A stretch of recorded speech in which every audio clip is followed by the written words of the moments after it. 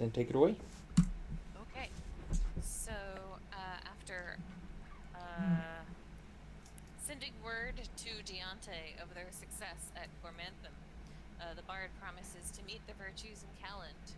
The check-in with the bard is quick as soon as he learns about the egg. He insists on teleporting them to Nahasira and the others. The virtues are taken to a far-off island, somewhere tropical, a huge volcano taking up most of the landscape. They are led to a chamber at the summit of one of the mountains where four figures await them. Nahasira and Wraithy in their dragon forms are joined by two others, a golden female dragon and a male of an odd darkened silver that looks almost like black chrome. They're introduced as the Kitanurai and Sulfur, the Dark North Wind. News is exchanged and the egg is shown. The dragons are in a furor over this development. Declan is tasked with helping the Kitanurai hatch the iron egg. Nahasira does her scrying through the potion and discovers the location of several dragons, including Oktathrek, the green dragon that they suspect is attempting to heal Scraithmore. He looks to be hiding out in a ziggurat in Etresh. Deontay will teleport them and Silver to take him out. The virtues return to Ashar briefly to prepare, wanting to buy more potions from Qual. The potion seller has had a bit of trouble of late. He has fallen in with a woman who is married to a corrupt guardsman that beats her regularly. The virtues promise to take care of her and go and threaten and berate the guard, getting a bit of revenge for their imprisonment in the mine. Era. Qual and his mistress now safely ensconced in the Mirage. The rest of the preparations can take place, which, for the sake of brevity, the night before we go, wherever we are ensconced and sleeping, Abarshmina is going to cast Hero's Feast, so that everyone can have the benefits of a Hero's Feast, which are an extra lot of hit points. Excellent. Hold on, I have to pull up the thing.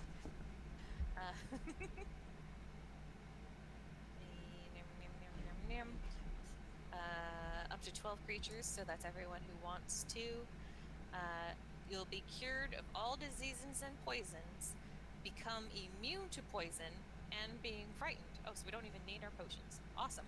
And all wisdom saving throws will be made with advantage.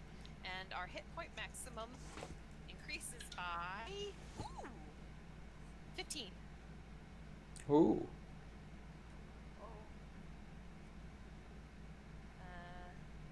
That is, I can't, would you? I can't add 15 hit points to Eli. Why not? Because I don't have editing privileges. Oh. How does one...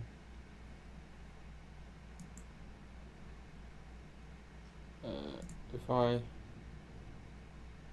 It's okay. I'll just remember he's got 15 hit points. Oh, okay. No. I can unassign Eli and Madar, and then you guys can claim them. But as the DM, I can still edit them. Okay.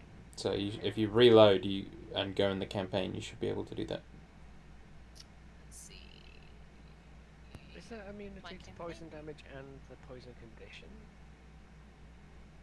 It is.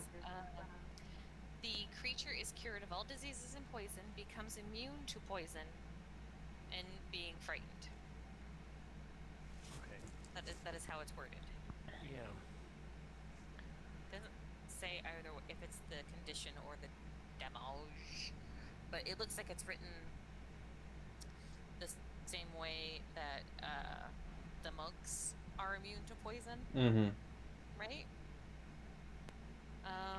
Yeah, Jeremy Crawford confirms that he's immune to poison in any form, damage, and its condition. So, both things. Okay. So, I possibly don't need to put the dwarf belt on.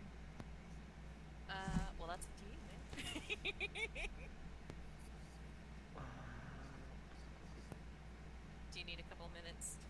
now.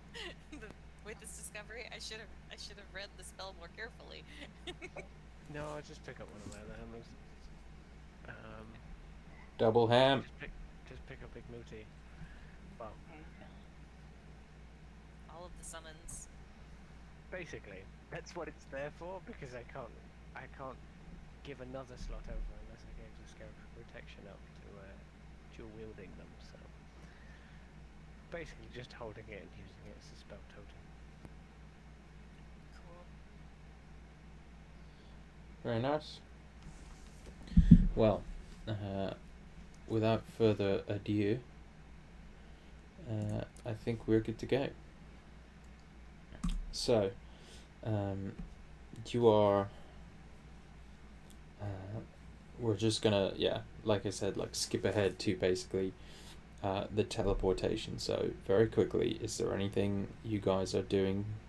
Anything else you have thought of that you want to do beforehand, or can we just jump straight into it?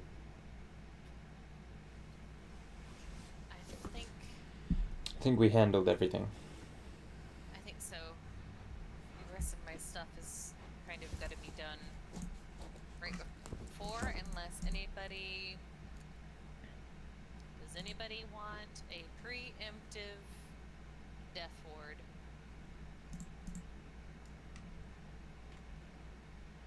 You can death ward yourself, maybe, so the healer doesn't go down. Yes, I think I will do that. Or at least you have one more chance. Yeah. Okay, I'm good. Okay. So, as you guys meet up with Deontay, and he casts the teleportation spell, you say goodbye again to the dusty, sandy land of Ashar, and appear in the middle of a lush green forest. You are immediately struck by the cacophony of sound around you. Birds and bugs and animals and rustling trees and plants, and most strangely of all to Mina and Makud, pouring torrential rain. It immediately kind of soaks you all in a very unfamiliar way. Standing before you is a giant ziggurat covered in vines and bushes, and you hear the sound of trickling water, a sort of river or something inside, echoing from around. And you see a very large, black, open sort of entryway to the ziggurat in front of you. What would you like to do? Eli is going to cast Crown of Stars. What does that last? An hour. Oh wow. Okay. So he's just going to have the 7 starlight motes of light appear and orbit his head. Indeedy. Because he's a sparkle boy. He's gonna look miserable, I would imagine. Soaked. It's like water running up, constantly through, over his eyes and stuff. Hair getting shaggy. Yeah.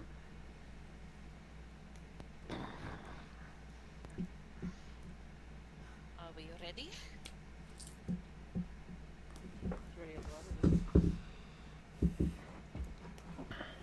As you step forward, you hear the sound of movement coming from the doorway.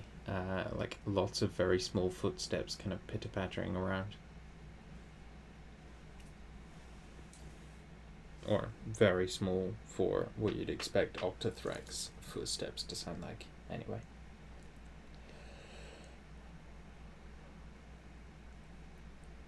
Not the sound of Oktathrek steps? No.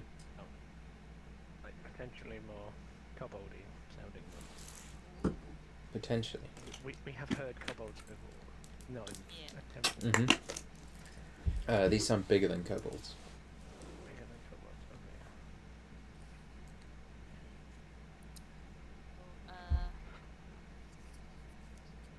Brashmina is going to.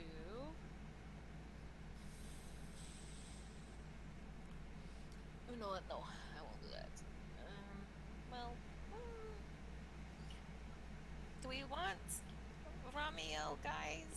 It takes a minute to cast, so this will probably be my only chance to cast it. I didn't realize that it took a minute. And he again lasts for an hour or so? Mm-hmm. Sure. Okay. Not then, under like too much pressure. Yeah. Brashmina is going to cast Conjure Celestial, Alright. which is a slightly higher level than the last time she summoned him. So, But I said so. Mm-hmm. As you're casting that, you see several creatures emerge from the ziggurat. They are vaguely human-sized, maybe a little smaller, like 5.5 feet tall, and are sort of green scaled things, not dissimilar from kobolds, but a bit more lizard and a bit less dragon. They have these like orange frills like at the back of their heads and along their spines, and these kind of like merge into these like kind of deep green scales, and you see they sort of they see heading out. You see 3 of them currently before they sort of notice you out of nowhere, and their eyes go wide, and you see them grabbing for like these big tridents that they have with them.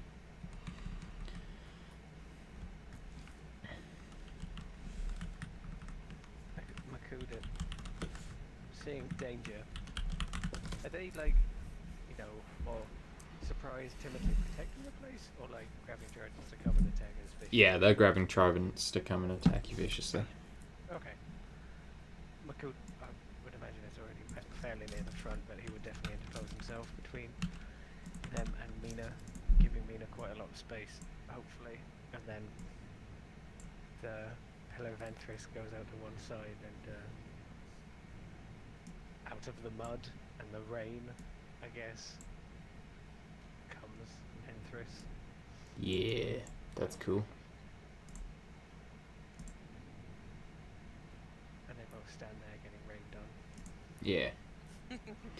And we will roll some initiative. Great. Oh, they roll good initiative, boy. They roll good initiative, boy. That's what I like to see. How far into Mina's incantation did she get before this is happening? 5 seconds. Really?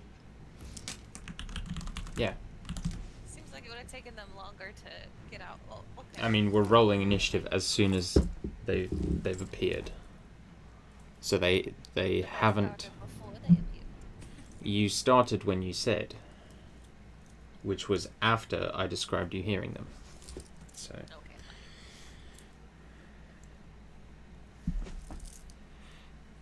Okay. Right. Initiative, Oh, peeps. 19. 19. Sweet. Got an 11.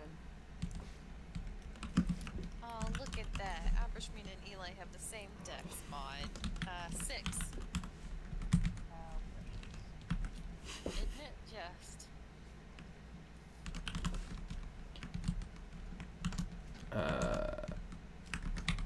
Deontay is gone, by the way. Silver? But that was I kinda always the figured plan. He just didn't teleport with us. I didn't know that was a thing, but sure. That's what he would have done. Yeah. Sulfur rolled That number. Okay, that's easy. Right, Makud, you're up first.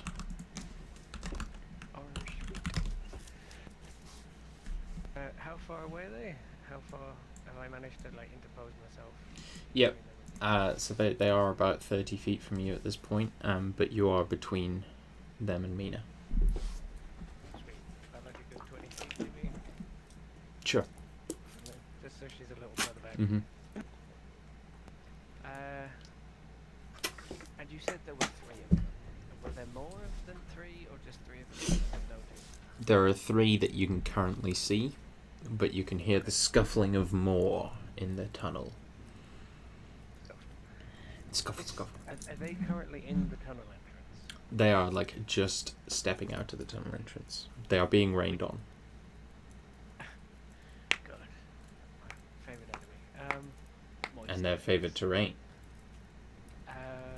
How big is the tunnel entrance? Like wide? It's big enough for a dragon to go through. So Okay. very, very big. Fair enough. Makudi's going to advance to the mouth of the tunnel and do his best to be an obstacle. He is going to rage on the way.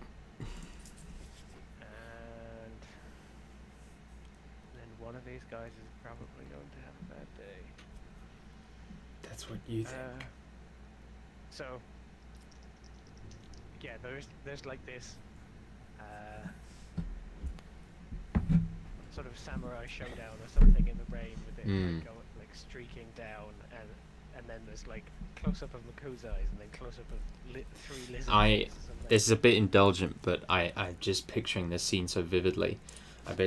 We're like following a water drop. It lands on Makud's horn, like drips onto his shoulder, runs down his arm, and then like gets to Igmuti's maul, and we like watch it like kind of power up and like the lava kind of move inside, and it turns to steam, and like that's what I'm imagining.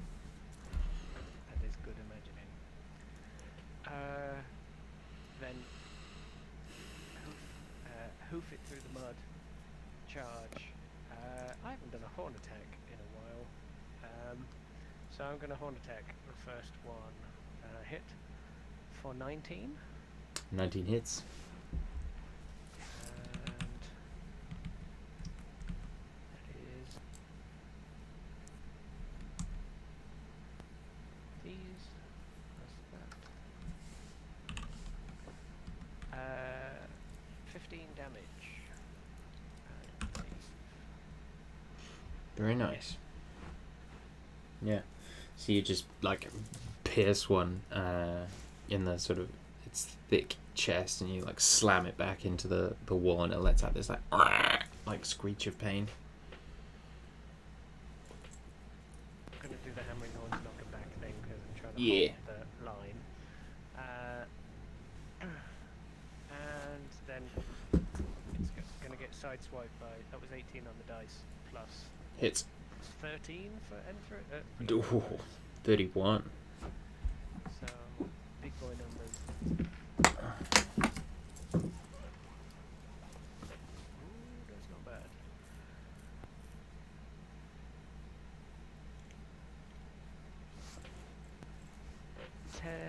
Plus 11, 21 damage. Oh yeah, and then the 2d4 force. 24 damage. Yeah. Sideswipes the thing. And it kind of stumbles to one knee, but you see it like hisses at you again. Its frills kind of like wiggle. It is not yet beaten.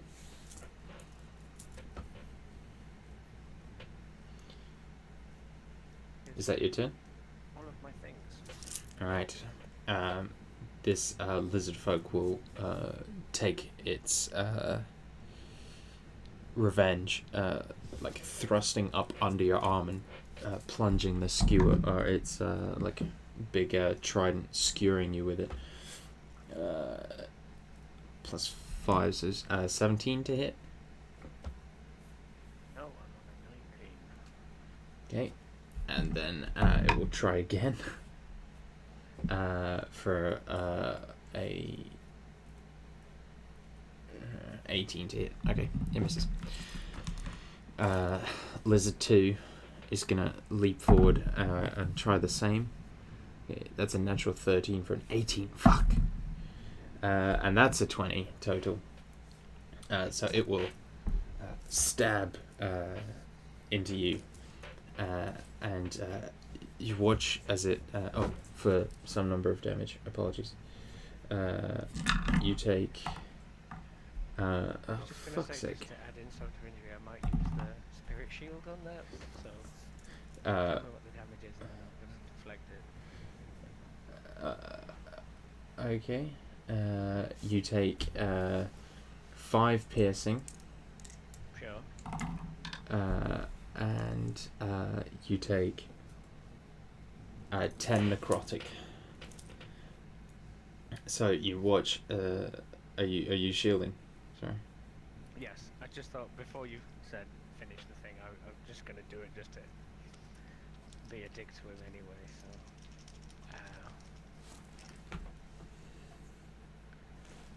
That's 10.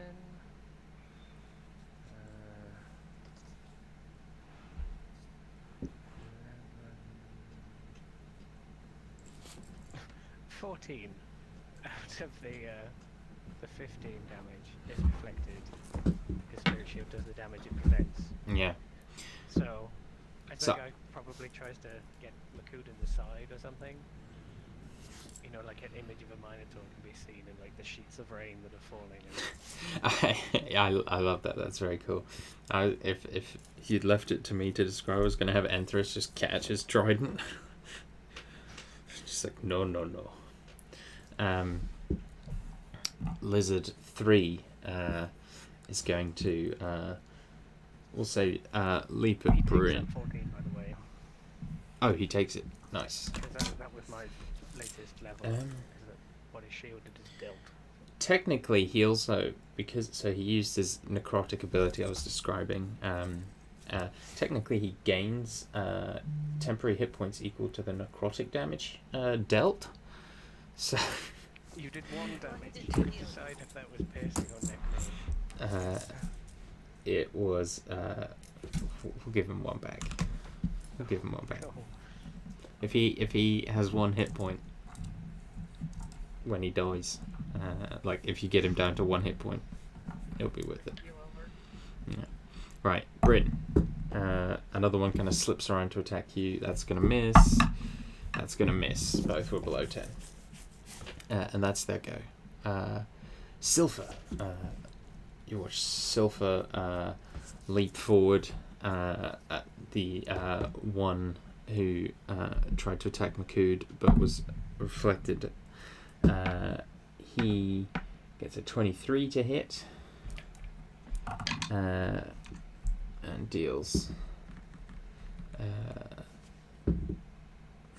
10 damage with the first attack. That's gonna miss. Oh no, it's not. He's plus. Yeah, that's gonna be a 17 to hit. So he deals 13 damage, and then he goes in for a bite. And you see, like, as Silpha's attacking, his form is still that of a human, but like parts of his body are like growing and becoming parts of a dragon and then fading back again, as though he can't quite sustain being in his draconic form currently. But he does with his bite 7, 13 piercing and 4 necrotic. And that's Silpha's go. And this lizard is looking real bad as Silpha like death rolls it and throws it aside. So is he like? Did he do 2 swipes with the claws or something? 2 claw swipes and a bite. Yeah, sorry. Yeah. Bryn. There's 2 on me, right? 1 on you. 1? Yeah. I'm going to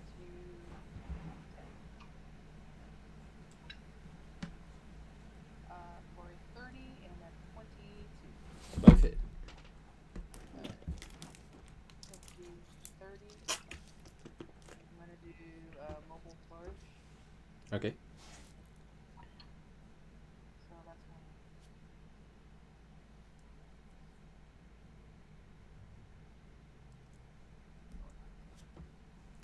worries.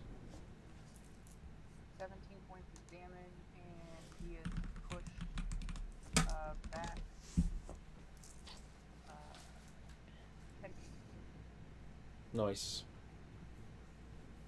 And then I will advance to him and do 8 points of damage. Awesome. And I keep forgetting that I can do this. Give me 7 hit save, please. Natural 1. You take 12 points of psychic. I might. Ow. He is not happy.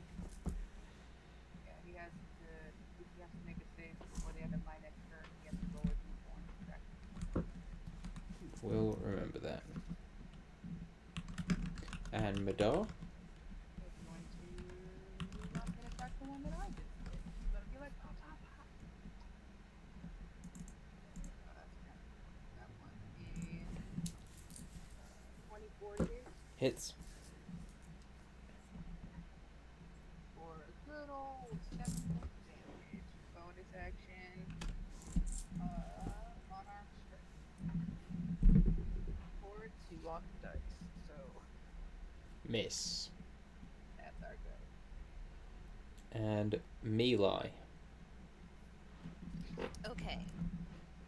So I have one quick question for you on Eli. Mm-hmm.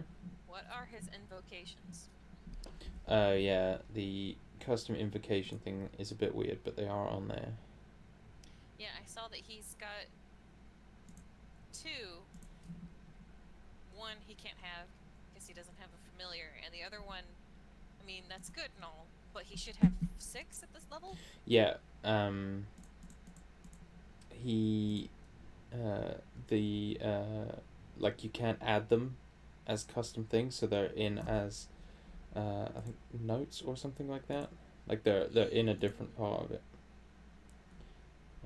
Yeah, I'm just trying to see which ones he has at all, because he should have 6, and I'm only seeing 2. That's what I'm trying to say. Yeah, I made a note of them somewhere. I'll find it for you. Okay. Because, one of them, if he's got, the one that lets him add his charisma bonus to, his Eldritch Blast, that makes a huge difference on his, damage output. Yeah, he's got Agonizing Blast, One with Shadows, Fiendish Vigor, and Life Drinker. Okay. And none of those are on his sheet. Well, they're on his sheet in the character creation thing. For some reason. I am not seeing them. I'm looking at them. So maybe, but I haven't. The thing is that I haven't, because I wanted him to take one of the what's it called? One of the gin ones. Yeah. I've left one blank, and so maybe they aren't showing up because it's not completed. So I might have to just add one. Yeah, because from what Okay. I'm seeing right now, it's his Eldritch Invocations, and then he's got Never Again See the Light of Day and Friend Like Me. So I can't see any of the quote-unquote real ones you've given him. Yeah. And those are the ones I need to refer to because I don't know what they do. No, yeah, he has Itty Bitty Living Space, Never Again See the Light of Day.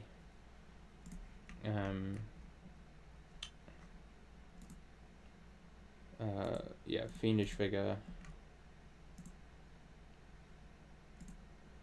Right, I've added the extra ones, so he should be able to see 8 invocations on his sheet now. Okay. Either way, Avrashmina's turn is going to be to continue to cast the spell. Because that's her 7th level spell, and I'm not going to lose it. And Eli is going to stay back with Mina, and you said there's 3 of those nerds lizard nerds approaching. So he's gonna get an Eldritch Blast at each of them. Nice. For a 29, a 26, and a 14 to hit. The 29 and the 26 hit. Okay. First one is 6 damage. And 6 damage. I rolled 1s on both of them. And which one was this on, sorry? Two of the lizards. Oh, okay. We'll say the ones on McCude. Yeah, that's weird. Sorry, I'm just looking at his sheet. So the only Eldritch invocations are the ones that are the quote-unquote fake ones that you can see. Like, I can't see where his actual ones are. Yeah, that's what that was confusing me, but I can see on his Eldritch Blast, it shows that he should have a modifier, or adding his modifier to his Eldritch Blast, so it's counting that one, but I don't know what Fiendish Vigor does, and I don't know what the other... Fiendish Vigor just gives him resistances to stuff, I think. Oh no. Just, yeah, I'll keep looking for them while you're taking your turn. That's me. Oh, okay. McCude. Just carry on with the spell. Yeah. Yeah, because that's a 7th level spell, and I'm not going to lose my 7th level. Just want to make sure. Yeah. I went out there to beat these nerds up. Yeah, I'm just trying to do it without making Eli cast Resilient Spear on her, if I can. Sure. But no one's going for you right now. It's the intention. And also, I left Penthrius close. So I can go back again. And Eli is just going to interpose himself so that they'll have to get through him before he can get to Mina as well. And that will be his turn. Alright. So, McCude, your go.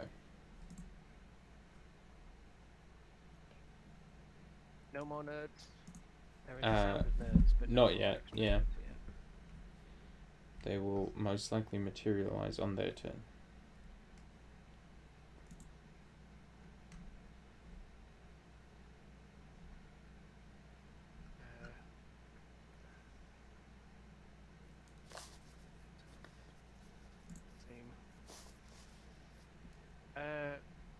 Liquid Smash.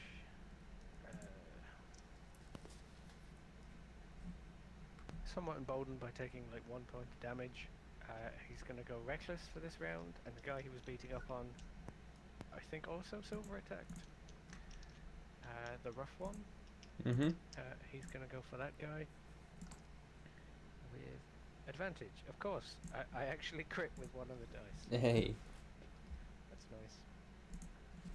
The other one was woeful. But I do have a really high modifier. So 6 plus 13 for 19.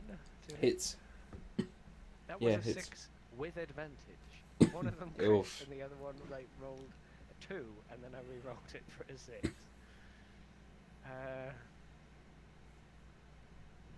So Pillar of Venturous, Smoosh, and Smoosh. Smoosh.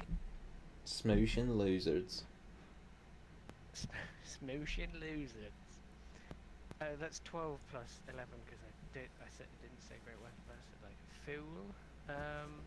But that is 23 damage from the first hit. Yeah. One. Is he still going? He is. This is not the one Silver's hitting, correct? Or it is the one Silver's hitting? Whichever one I was initially beating up on. Okay, yeah.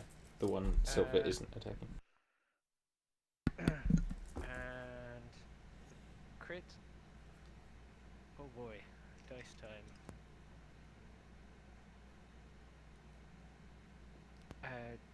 You want double dice? Do you want? Yeah. Okay.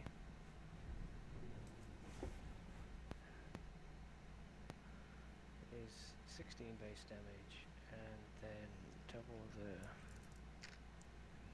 force damage. That puts us up to 22, plus the having the plus the modifier is 33 plus the 2 brutal critical dice. Oh, there we go. There's a decent damage roll. That was 33. Plus another 11 for 44. Describe how you kill this guy. Is this one that Sulfur is attacking or no? No, it's the one Nope. you beat up into a Okay. wall. Fair enough.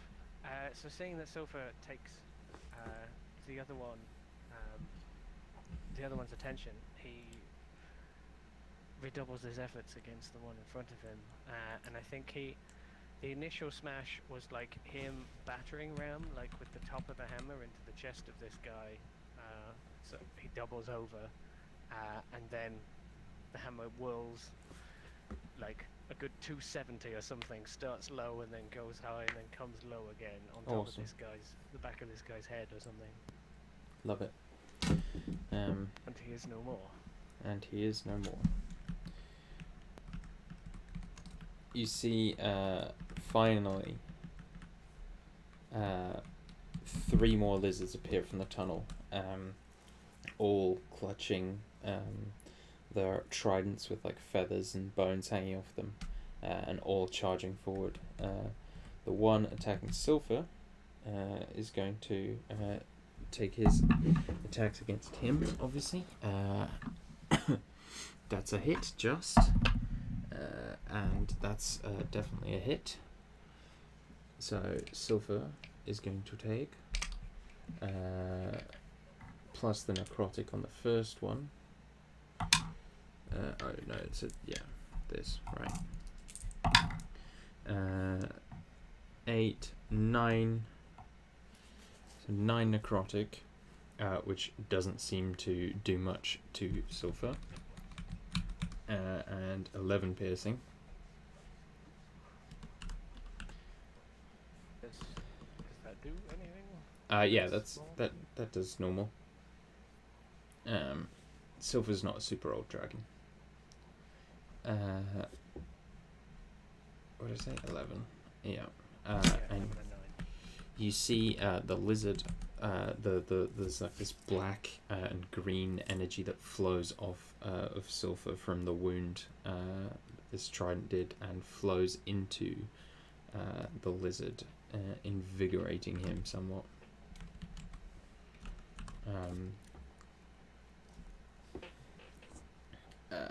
And then his second attack without the necrotic is rubbish, but still does damage. So 5 piercing. So that was lizard 2. Lizard 3 is the one on Bryn, so it's going to take 2 attacks. 17 and 18. Fuck. 18 hits. Oh. Yep, I'm not for I didn't do defensive force, noble for it. You take 11 piercing and 13 necrotic, and it heals 13 damage. Or sorry, it gets 13 temporary hit points. My bad.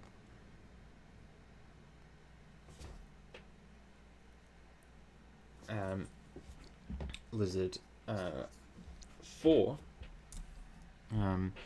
is going to charge towards Silver. So a natural 1 and a 22. He's going to hit 7 piercing and 8 necrotic. 7 and 4. And it gets 4 temporary hit points. Are they getting half the necro back as 10? Yes. No, sorry, they're getting the full necro, but the necro against Silver is halved. Oh, is reduced, of course. Yeah. And Lizard 5. Yes, 5. Is going to... okay, he's going to do something a bit janky. He's going to try and take the disengage action. and charge through the fray towards Abrashmina. And the other one is going to go for Madar. That's a natural 20 and an 18. No, it's not. Okay, no, it's not. Does the 18 hit Madar?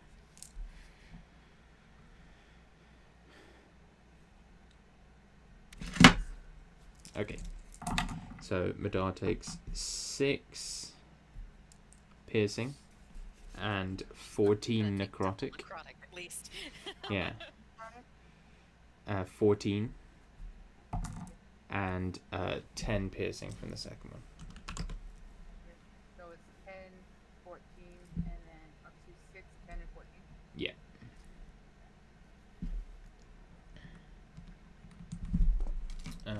And that is the losers go.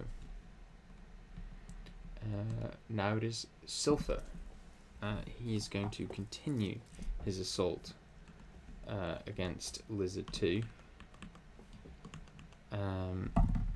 with a bite that misses, a claw that hits, and a claw that hits. Oh, it was very nearly a critical hit. Critical hit. That's going to be 2 claws that hit, so 13 slashing and 13 slashing.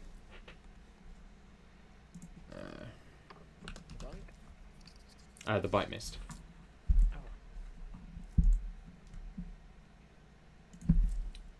Yeah, he rolled a natural 2.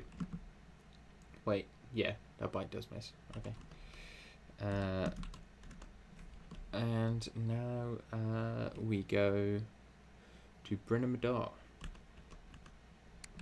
Alright, let's slashy, spell, punchy. You can only spell once. Okay. That's a Kraken and No, it's not. a 30, 20, 26, I believe. Yeah.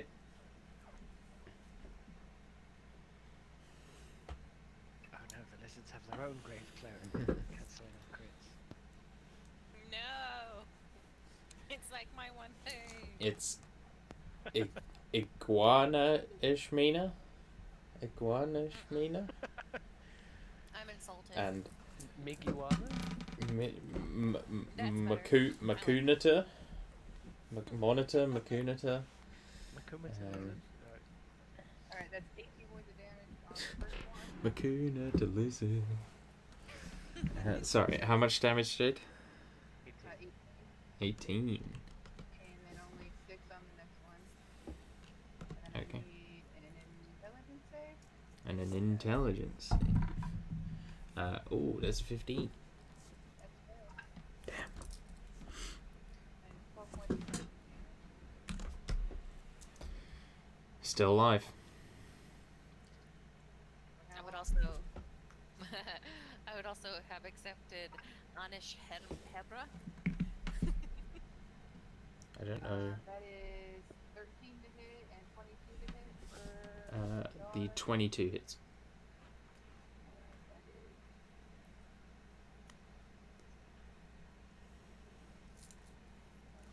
9 points of bludgeoning damage. And just going to flurry of blows. For a 23 and a 19. Both hit.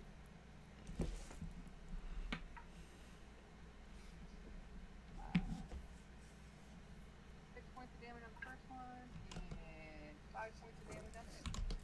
It's still alive. It looks real beat up though. Alright. And that is our turn. Mina and Eli. Ambrosmina is going to be 18 seconds into the spell now.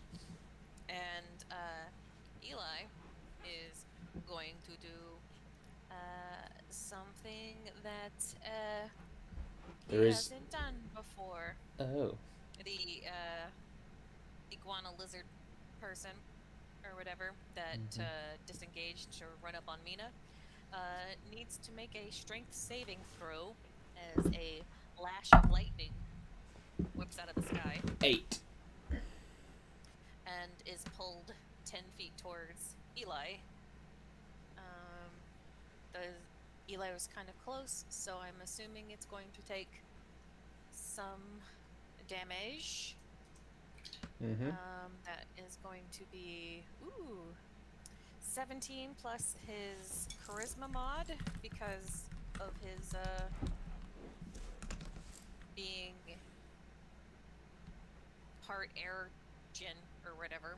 That's not what his thing is, but that's what the class is based off of. So that's going to be 23 points of lightning damage Nice. from a cantrip. And it is now engaged with him. Yeah, it is. And bonus action is going to stick his tongue out at the iguana and make it real mad. Oh, that's not very nice. And that's their go. Makunata. Means a lot of worries.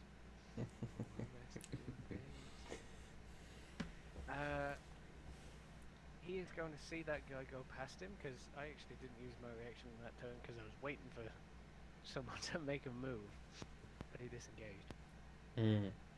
So, I've run 30 foot forward from where I left Enthris in the rain, and he was 20-ish or something from Mina. Bearing in mind, I could just walk there, possibly, but Yeah. he's going to do this because it's cooler. Yeah. And he is going to see him go by, and his gaze is going to follow the lizard man run, and then look to where Enthris is. I imagine, because he's like all Echo Knighty, and it kind of like ephemeral in the rain. I'm just picturing it like classic Scooby-Doo, where like Eli pulls him forward and the lizard looks really scared and Eli thinks it's him, but Enthris is standing right behind Eli. And they kind of like lock eyes through the rain and then switch places. Dope. Using my bonus action. So now he's 10 feet away or something, possibly, from the critter. Sorry, Dan. I'm just picturing it as like, Enthris was kind of behind Eli, and then like lightning flashes, and all of a sudden Enthris is all like corporeal and like the breath steaming, all like, and the lizard's all like, that's when he knew he fucked up. I mean, doesn't quite work mechanically, but he could be. Makud could just have swapped places and then held his hammer out, and then Eli could have just lightning lured him and got clotheslined. As the lizard goes flying. Hell yeah. So I'm going to roll reckless on this guy. Great Weapon Master. Oh, I was actually about to remind you. Said it before the dice settled. Oh, a crit! Another crit. What is going on? So the lowest one was a 15 plus like 13. Hits. This dude is fucked. Reckless. Let's just do the base hit. All of these dice. Oh, that is some terrible damage.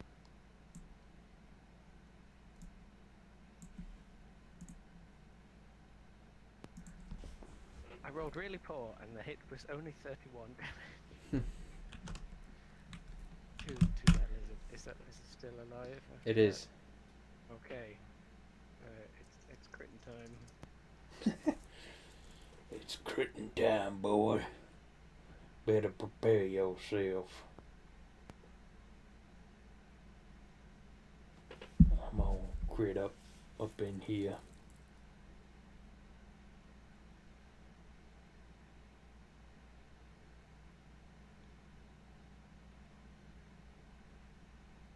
47 damage. Oh, hang on, I didn't even roll the extra 2 dice I get. That's another 8 on top of that. That's 55 damage. It is no longer alive. Okay. Please tell me what that looks like. Yeah, so I think he does that kind of teleport midway, trying to catch this guy running, and Eli lashes out. I'm not sure if he knows what's going on or not, but he grabs the lizard around the neck, I imagine, like yanks it with this whip made of lightning, and Makud like phases into corporealness halfway along that journey, and there's one smash as he sticks the hammer out, and the thing impacts and then sort of flips and skids into the dirt, and then there was just the execution ending, and it's probably in 2 pieces, and there's a very big dip in the mud. Nice. And then Eli and Makud share, heroic, smouldering glances at each other or something. Very nice. Eli will just grin. I knew I liked you, Makud. This is why you and I should work together more.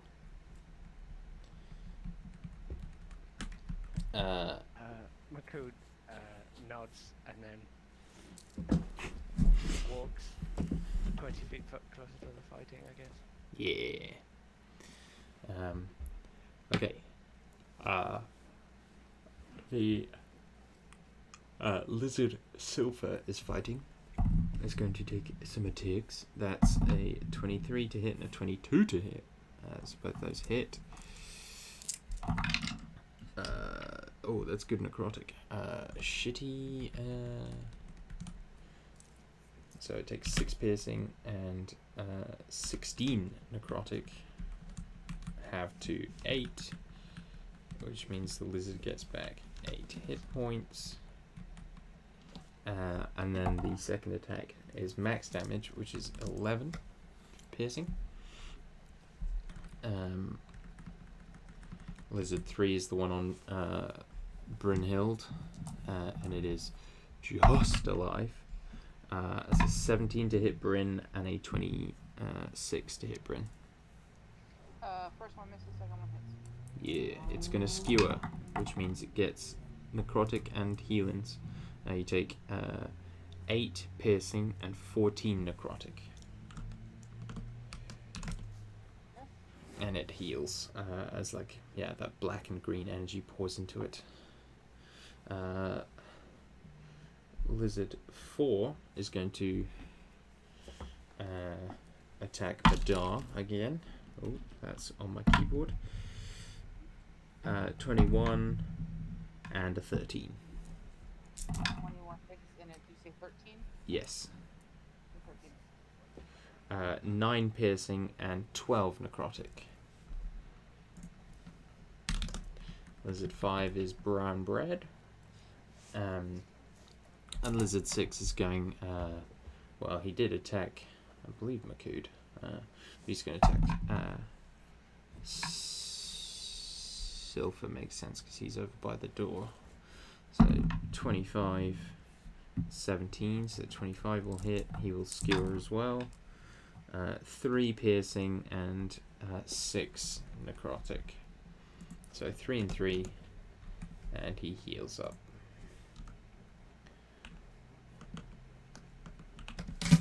And that's the lizard's go. Silver's go. He has 2 lizards on him. Soon to be less than 2 lizards on him.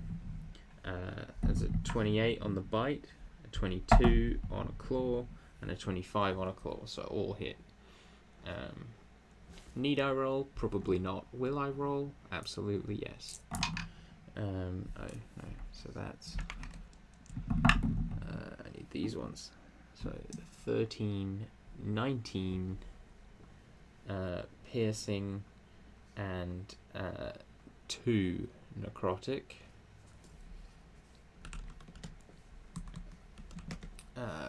Which doesn't quite kill it. So Claw 1 will surely do the job though. And it does, just with the damage on the die. So then it will, then Silver will turn himself to Lizard 4, who's just attacked him for the last claw attack, and do 12 damage there. Bryn and Madar. Slash spell from Bryn for a 26 and a 27 hit. Both hit. I'm gonna do defensive blows on the first one.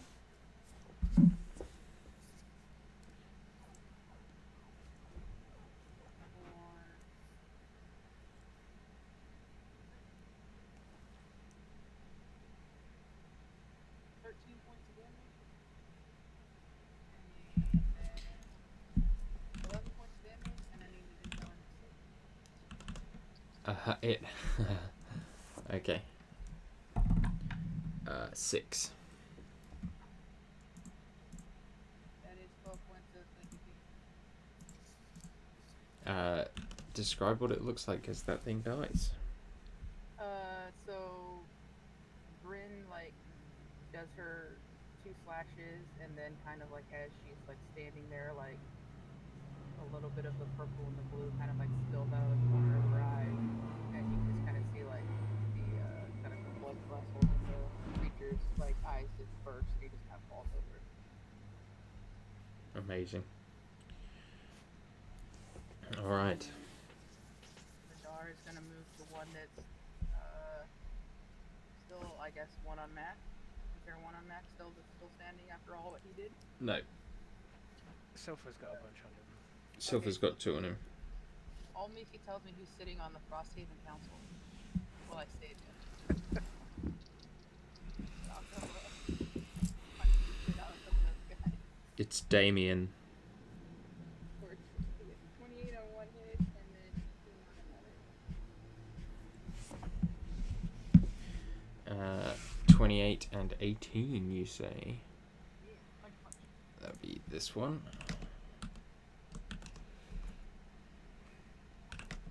Yeah, that's big hits. Okay. Yep. That is 6 points of damage, and 10 points of damage, and she's going to bonus action on arm strike. For the Kraken. Nice. 15 points of damage on the Kraken. Awesome, awesome. Is that your turn? Yes, that's our turn. All right. Mina and Eli. Okay, there's not anyone threatening Mina currently. No. How many of them are left? There are 3 left. 2 left. My apologies. 2 left? Yeah. They're all on silver? Yeah. No, one is on Madar, one is on Silver. My apologies. He's going to fire off some eldritch blasts towards the ones on Madar. Okay.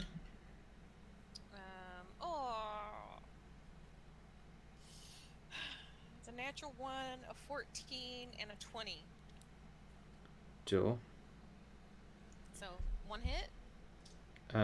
Yeah. Let's make it a good one. Oh. If it fell on the floor, does it count? I'm afraid not. Damn. Okay.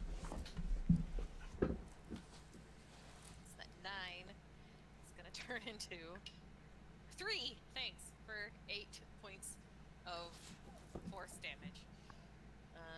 He's gonna get a little bit closer, but he's not going to like leave from where Mina is, just in case something shows up. Okay. Makud. Well, and Mina is 24 seconds into her spell. Yay! Whoa. Could will go charging on So Madar and Silpha basically fighting back to back with one on each. Pretty much. Okay. He's going to choose the Madar one. And he's going to come full speed. Oh, he coming. I drop my dice, which gives me the opportunity to say Reckless and Great Weapon Master, because I didn't. Indeed. Oh, good. That went from a 5 to a 15, minus 5 to 10, plus 11 for 21.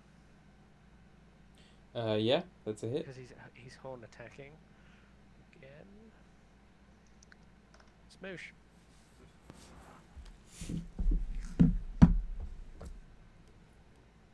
Smooshing booties.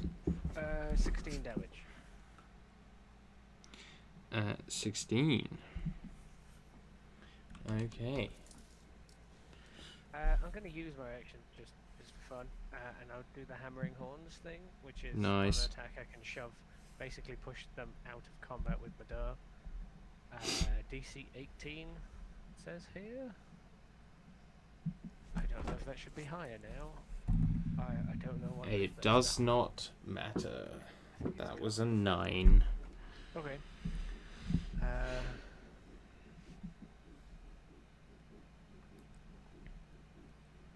So using momentum, I will then Reckless Great Weapon Master, Pillar of Enthres, Smish Mish Moosh.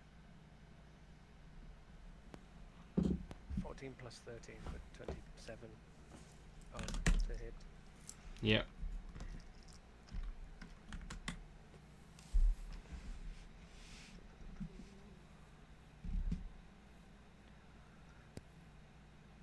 Oh, I'm sorry. That 16 wasn't Great Weapon Master, I guess. Not that I counted it the damage, but that doesn't make any sense. So it actually would have had higher to hit.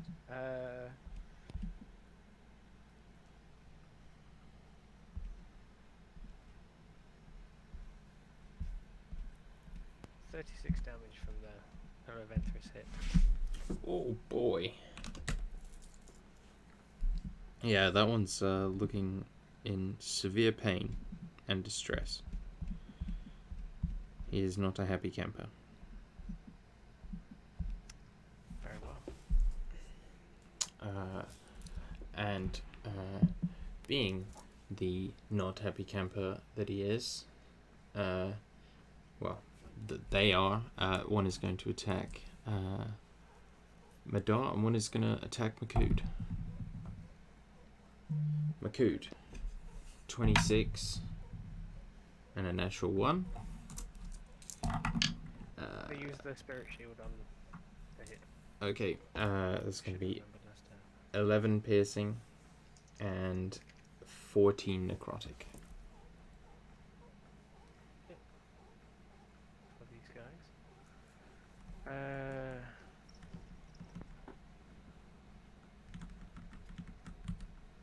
14 again, but with different numbers.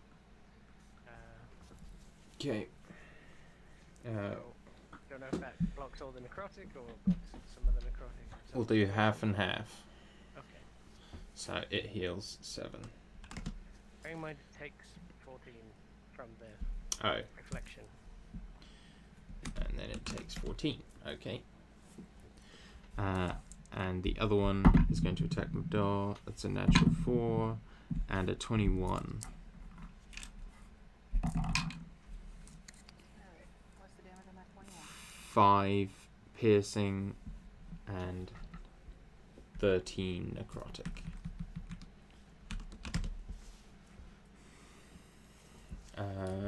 And it's Silpha's go.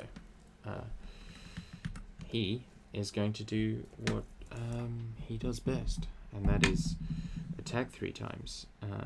Hit once with the bite, hit twice, and 3 times a lady, or whatever that fucking song is.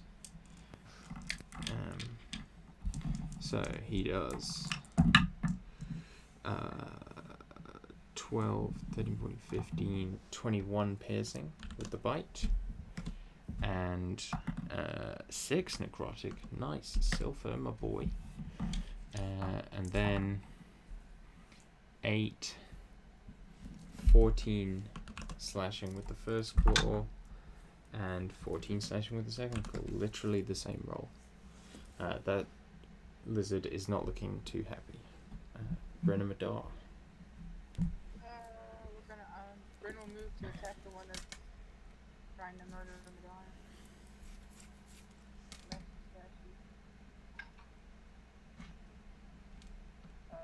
For a 20, Yeah, it hits. yeah, and a 16. Hits. On a defensive flourish on the first one.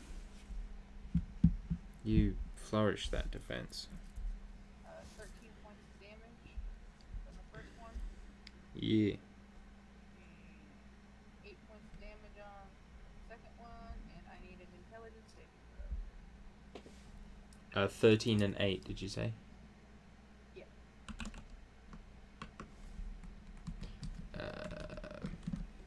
Okay.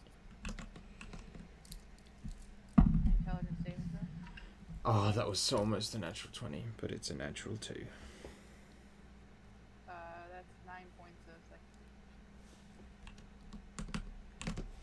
And then Madara is going to punch. Punch. That's a 17, 18. Does hit? Hit. Both of them? Yep.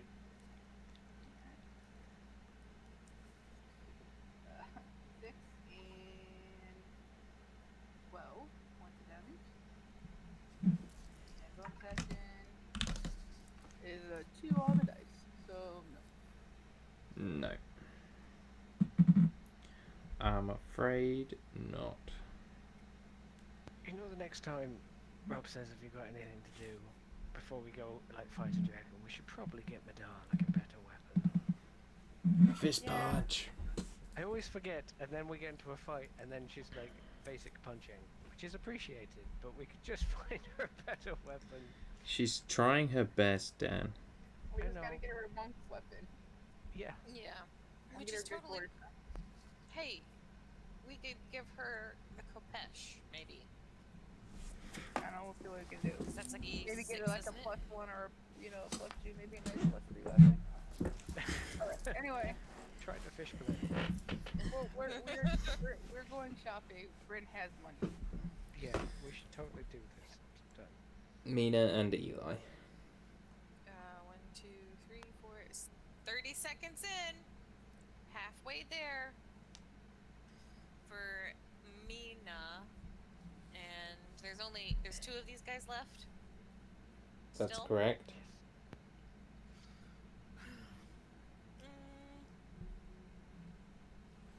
How are they looking? Both looking very rough. Almost identically so. Okay. Then he's going to try to Eldritch Blast again. Eldritch Blast. Yeah, I realize my problem is I don't have dice for Eli. So maybe that's why these are rolling so bad. That makes statistical sense. 16, 16, and a 24? All hit. Okay, this is on one of them. So this Eldritch Blast is a D10. So that is 6. Oh, better. 13 and 9. And which one is this one? The one attacking Madar. It is dead. Okay, and then Please feeling describe. emboldened by the Eldritch Blast, he's like swinging the sword of the Perun, and he's just all like slashing in the air, and the Eldritch Blast goes flying, going through the air, and it like hits the lizard in like the shoulder and explodes outward, and it hits him in the other shoulder and explodes the other direction, and then the last one catches him right above Ooh.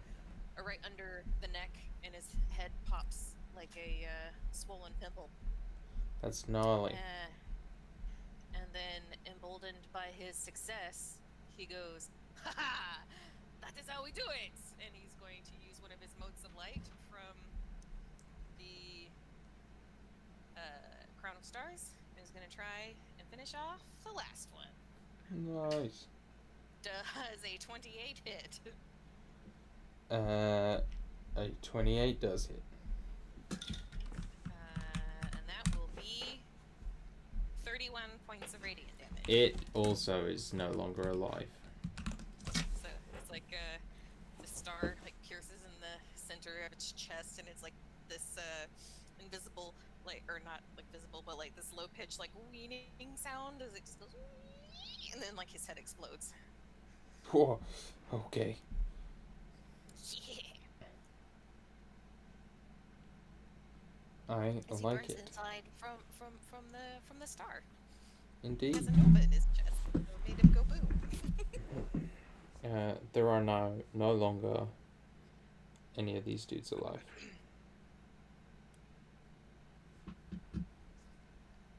Makut looks around, sees that Mina is still incanting a ritual, and there are no more enemies. And then he'll just give the one that died near him, if there's a bit of him left from the explosion, he'll just give it a kick.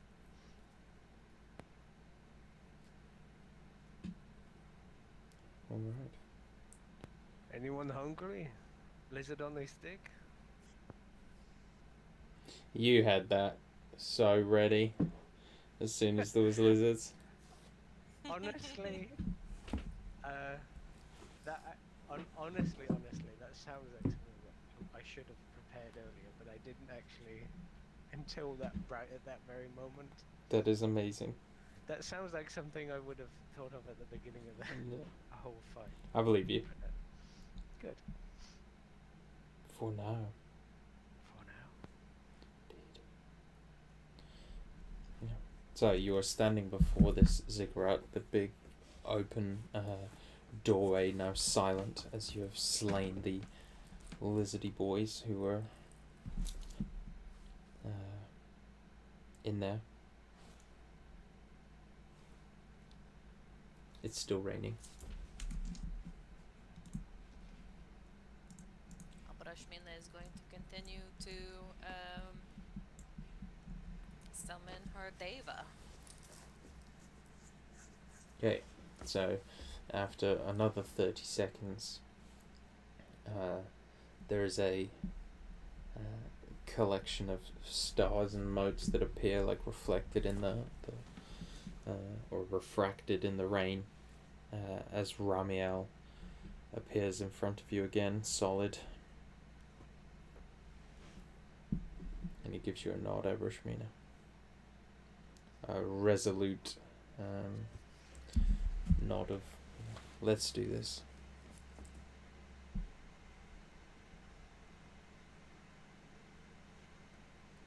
Alrighty then. Good leads up to Bryn. I speak nod. That was a resolute nod. Let's do this. I think that's how I would interpret that.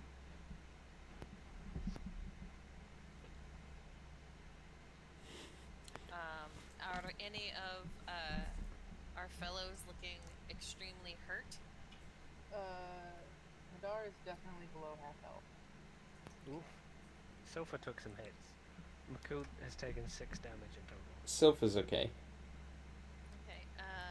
Whenever Ramiel appears, he is going to walk over to Madar, kind of towering over her because he is ginormous.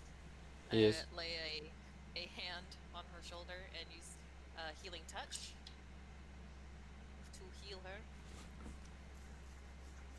You fought well and brave, and you healed 20. She heals 21 hit points.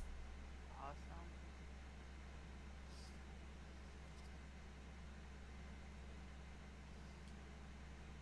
And because mechanically with this spell, I can summon a higher level than a Deva, but I still wanted it to be Ramiel.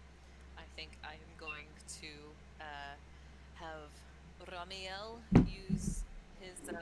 Oh wait, no, his challenge rating is 10. Shit, I shouldn't be able to summon him then. This is not because this is not planar ally.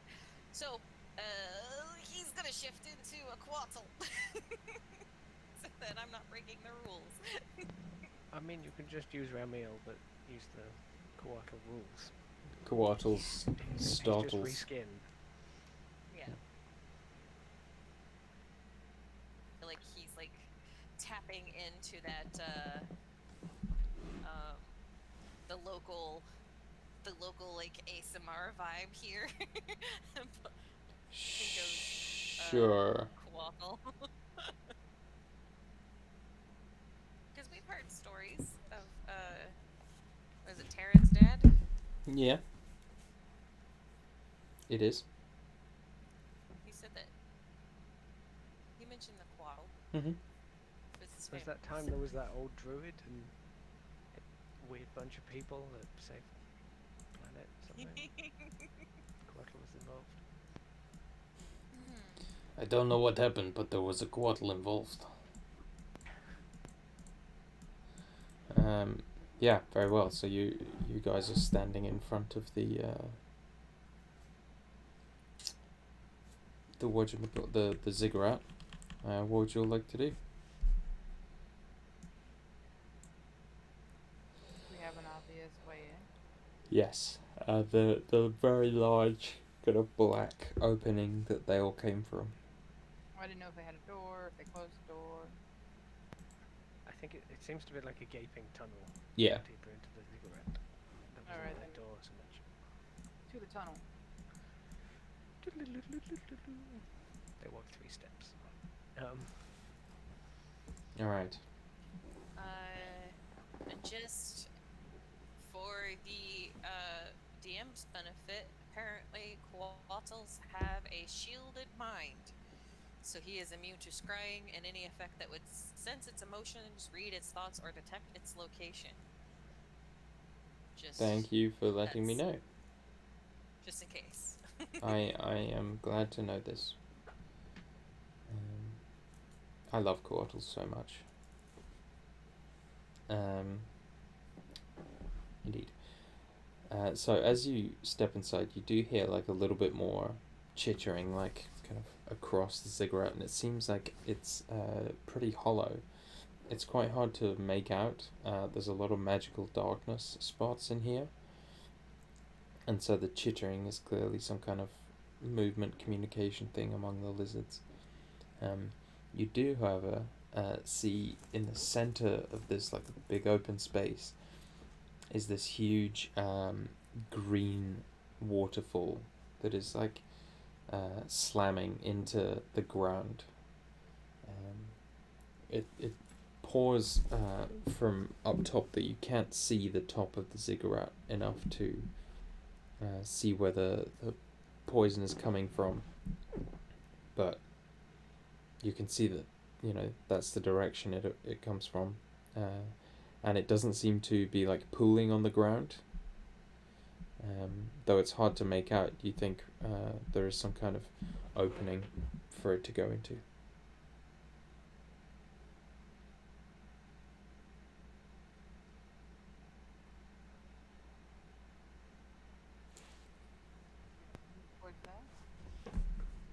Okay. Is the chittering coming from like all around us? Yeah. And we were on the outside of this temple, so we know roughly how big it is. Yeah. It's pretty massive.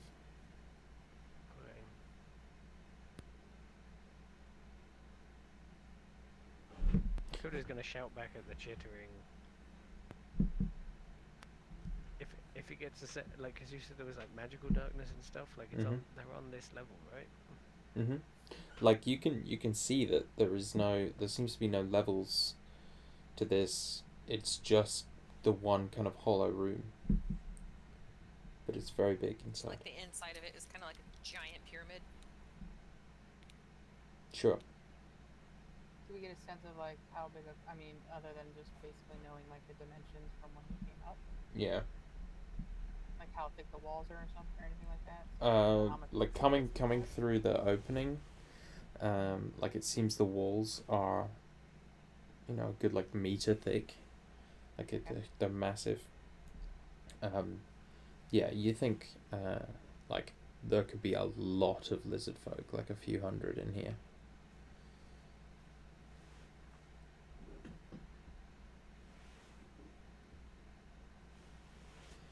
And you see like the occasional swish of a tail, or like, the odd kind of scratched claw. Those of you who have dark vision notice these things like popping out of the magical darkness every so often. Maybe we should go back out of the ziggurat and blow the horn and make it come to us. Yeah, Or but we could blow the horn now and make it come to us.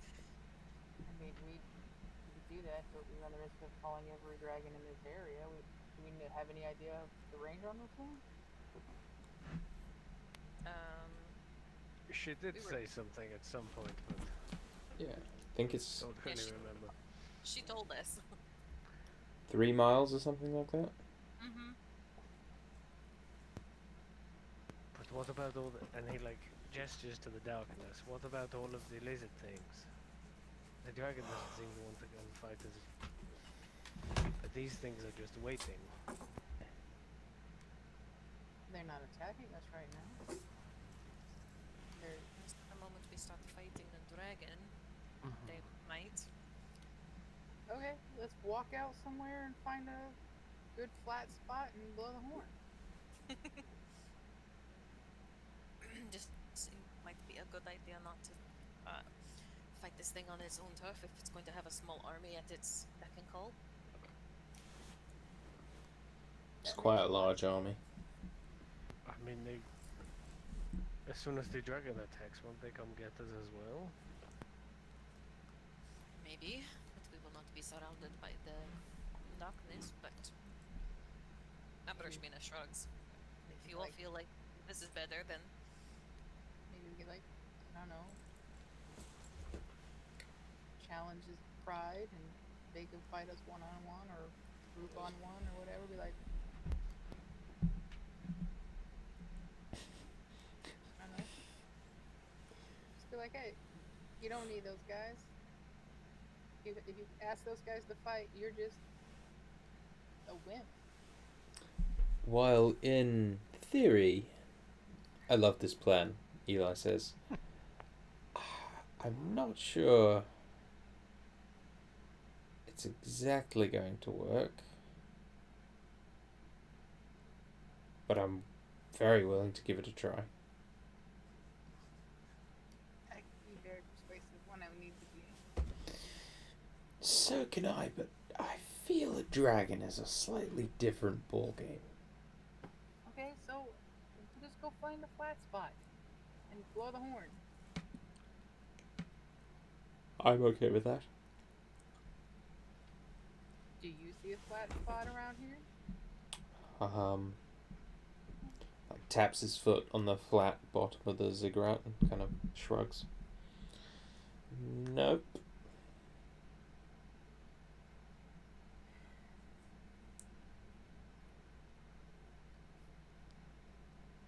Alright. Someone blow the damn horn. Well, if we exit out of the ziggurat, I can... And unless it makes a large hole whenever it exits the ziggurat, I can stone shape and the opening so that none of these creatures can follow. It seems like a very poorly designed ziggurat. If every time he leaves, he's gonna knock down the wall. No. So there we go. We go outside, blow it, and whenever the dragon comes, I seal the ziggurat, and these things are stuck inside. Okay.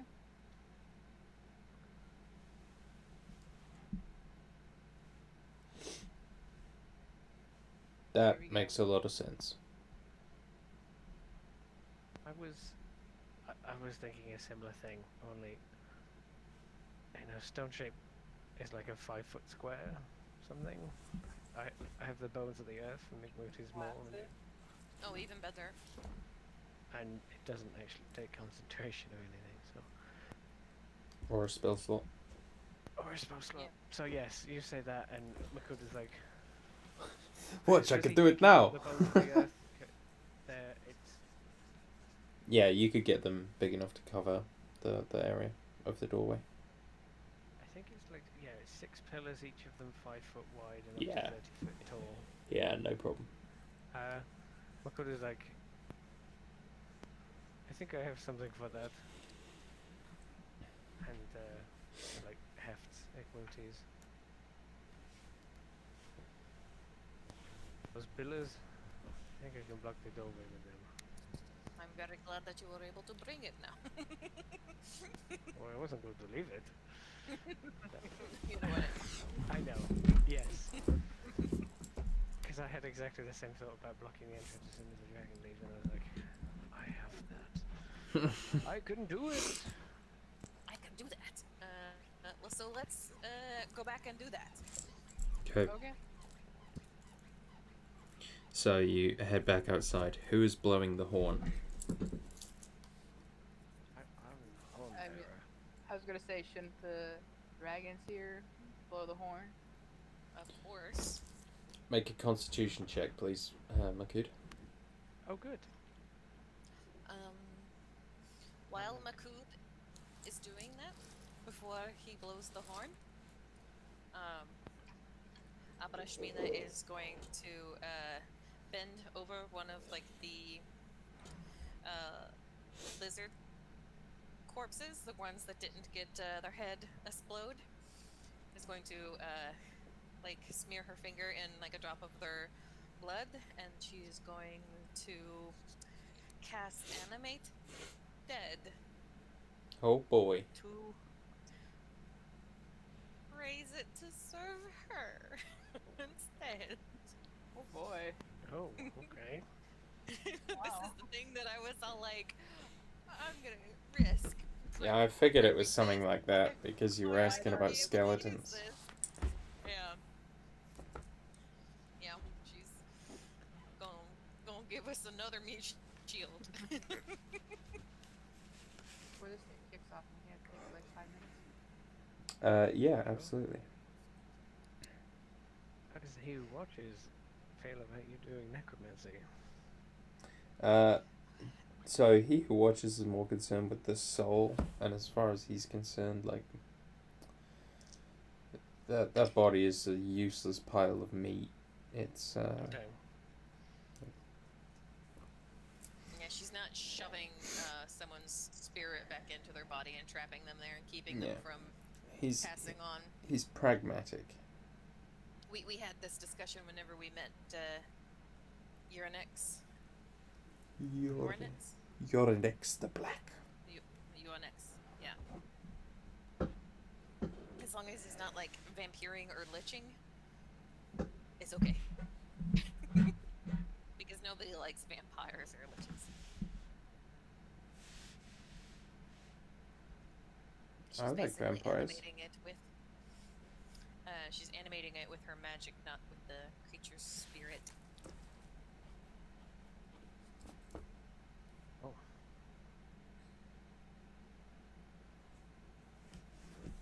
I'm just trying to get us some fodder to throw at the dragon. It's gonna last around, probably. I was gonna say, as long as your expectation is it lasts about a round. Right. then- I have done my damnedest to make this fight better than the Kraken fight, and a big part of that was fighting it in its own basement. But hey, I forgot that I gave you a magic horn, so Yeah, magic dragon hunting horn. Bearing in mind that we, don't have a Declan, and his Mordekainen's what's it? yeah. I mean, I Eli think could it's still cast it pretty if you really tough. want it. But it's only self. Yeah. I mean, Eli could cast it if you want it. He's got phenomenal cosmic powers that lets him cast up to a 6th level spell, and it is 6th level.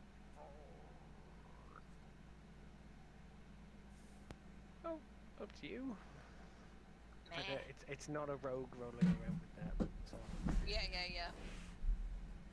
I'm pretty sure an ancient dragon is still going to be fairly hard. But Yeah. you could move some of its That's what you think. lair stuff outside. Maybe. I'll do what I damn well please. Thank you very much. Do it then. Hey, calm down. Maybe both of you? I'm Yeah, getting into everyone fucking calm the fuck character. down. Yeah, well, I'm leaving. And Oh, going to I'm a work. big, Be right back. Aww. scary dragon. What are the statistics? I don't know why I'm bothering looking up the statistics of a zombie. It's not gonna last that long. No, it really isn't. It was just more a cool moment than anything. Although it does have undead fortitude, maybe it'll DC of 5 plus the damage taken if it goes down to the breath weapon. Oh well, it's immune to poison. At any time, did we get a short rest in this period of time?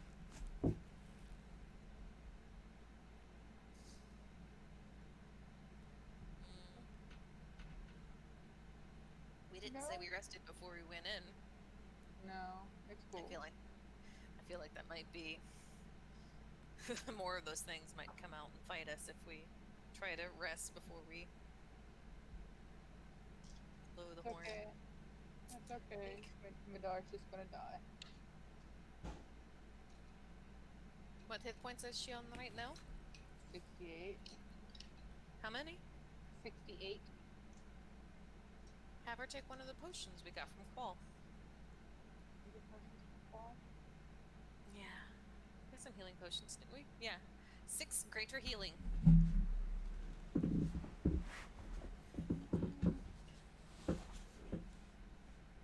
So that's 44 plus 4. Yeah. Have her quaff a few. Have her walk.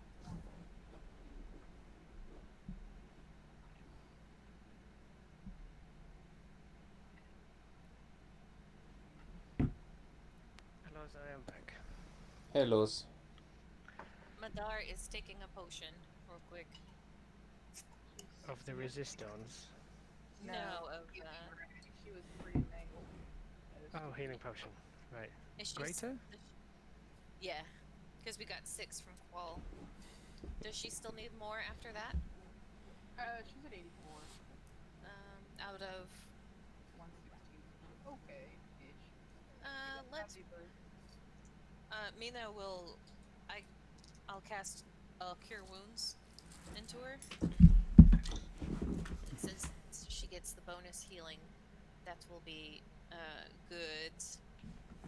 That is 14, 17,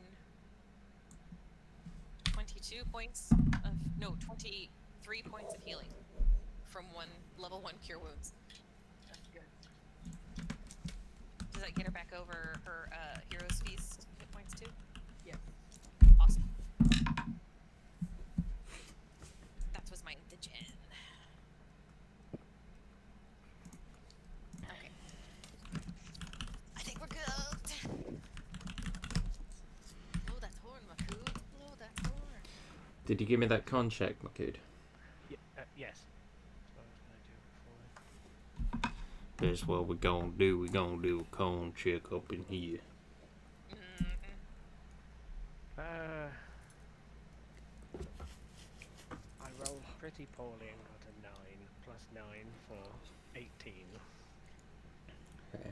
18 was the Tell you DC. what, I have an inspiration. I don't like that when rolling it.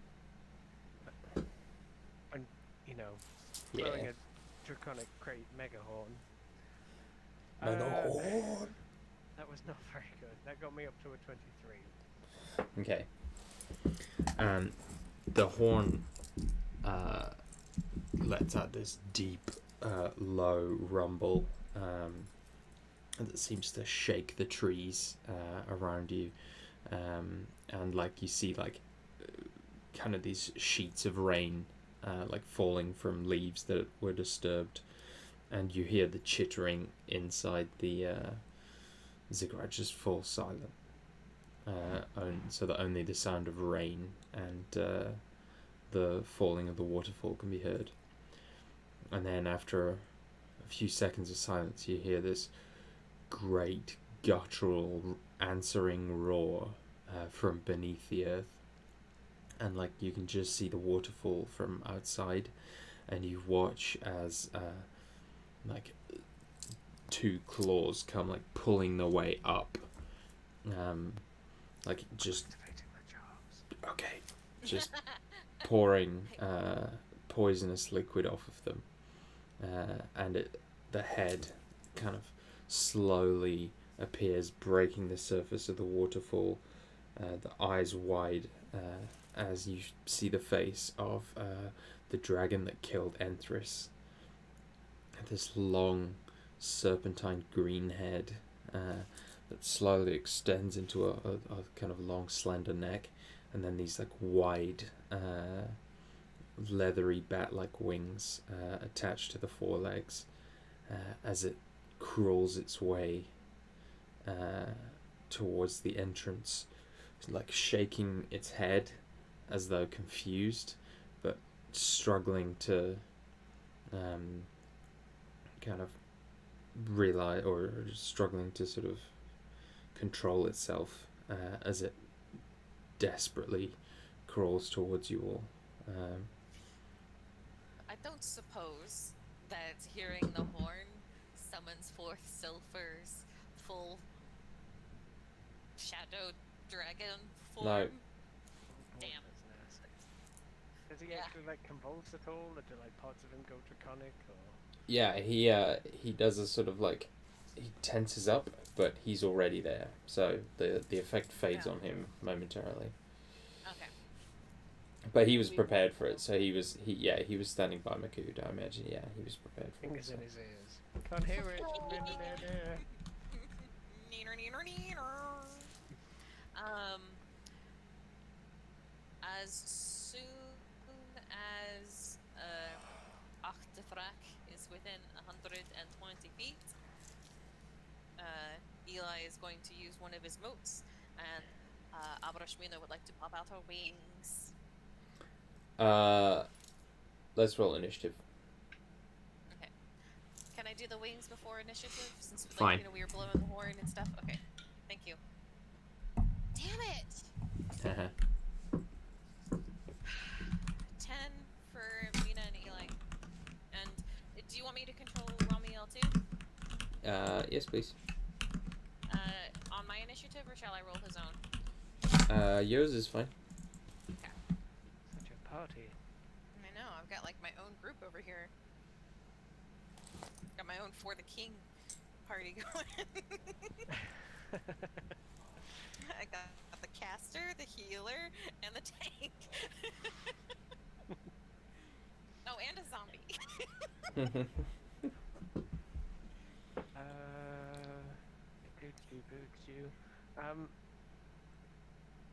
Does it get out of the temple before we start initiative so I can do Bones of the Earth? Yes. Or is Bones of the Earth? Okay, cool.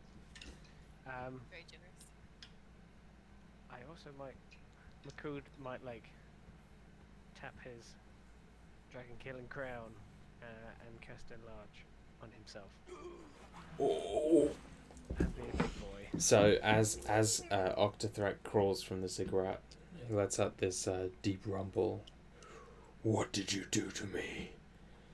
And I imagine Makud just like kind of lowers his head, touches the crown, swells up in front of him.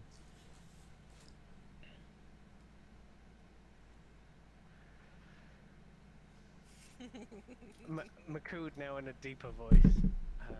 Somehow. And Good luck with Do that. it, Dan. Not at this time. I ain't done nothing yet.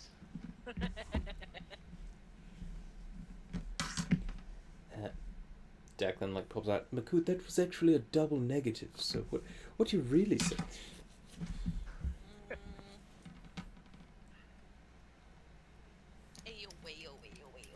What was the initiatives for the other nerds? 25. Oh boy. 17. Oh boy.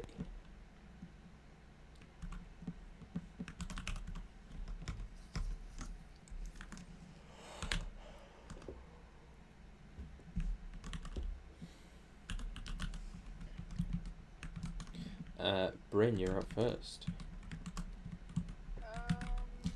So I'm going to stride towards the creature Mm-hmm. and take 2 slashes at it.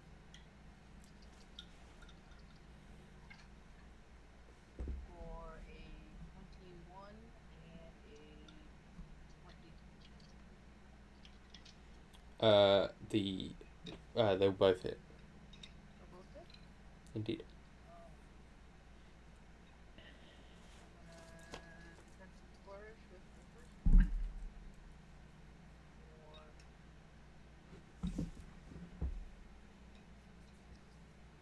19 points of damage to hit with the first one.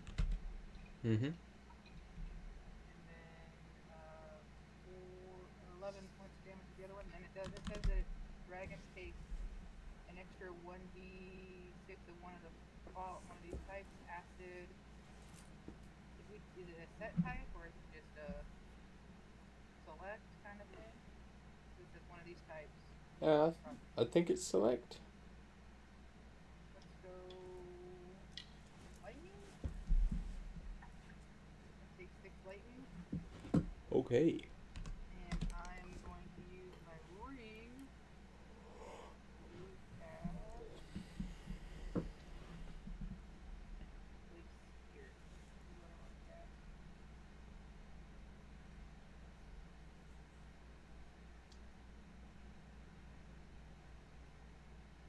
Oh boy.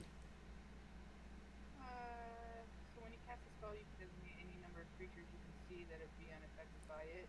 So all my allies and unaffected creatures' speed is half, or excuse me, an affected creature's speed is half in this area.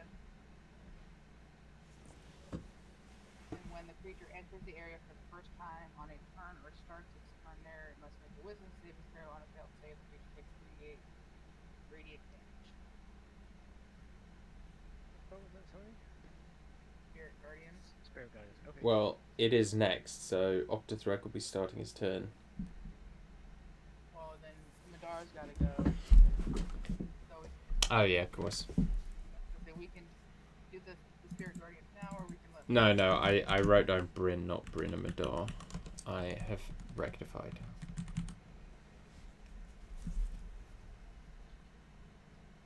Alright, she's gonna do some punching. Oh. Yeah. 13 and 16. Both miss.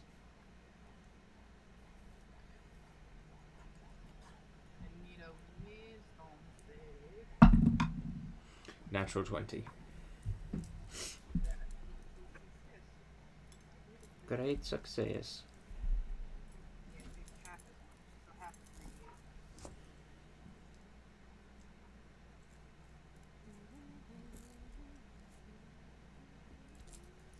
A 14, so I take half of 14. Okay.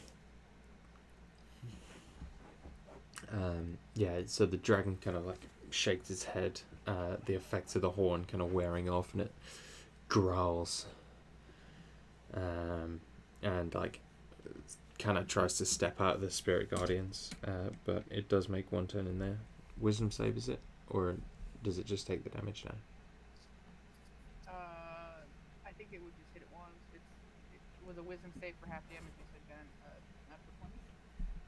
Yeah, last time. But it's starting its turn in there now. Yeah, so it's... So another save. 26. Okay, it's gonna take save for half.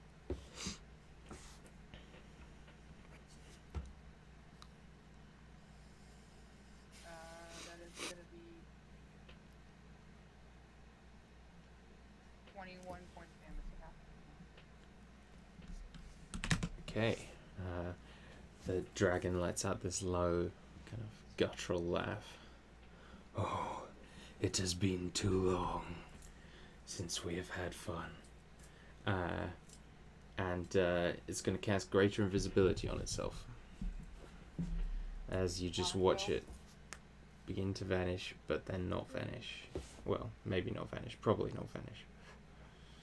What It's 4th level. Yeah, I'll cast it at 3, so I gotta roll for it. Counterspell, you're a counterspell. Could if you want. I could, but I don't like doing that. That's a 19 on the die. Yeah. Okay, so you watch him, like, begins to turn, like, kind of shimmering, and you see the rain, like, almost, like, passing through him as he begins to turn invisible. And then Bryn, just her magic cuts across that and finishes it before it started. And it snarls in frustration. Makud.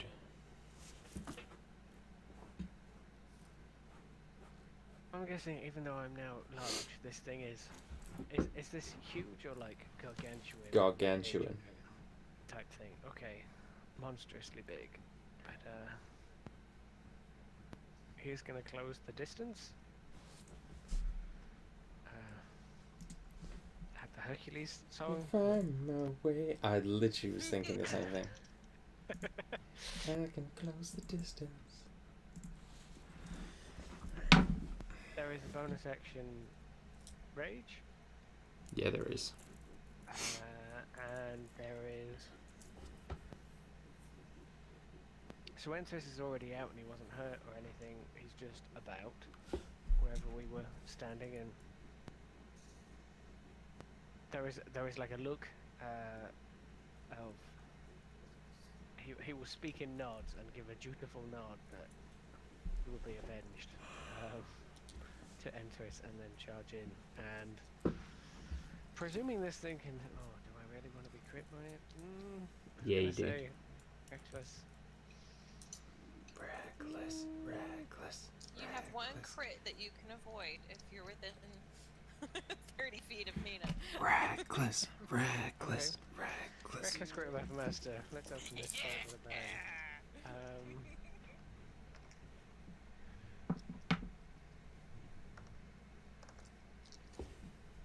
Okay, so 14 and 17 plus 13 for 27 on the lowest to hit. Hits. Excellent. Pillar of Interest bites into the flesh of the dragon with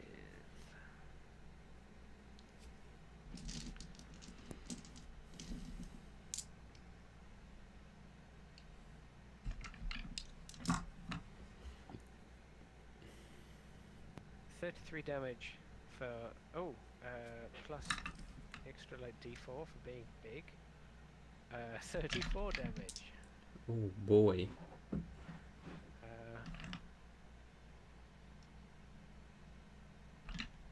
As he smashes it into the foreleg of the dragon, as he just fails at becoming invisible. And then his next attack.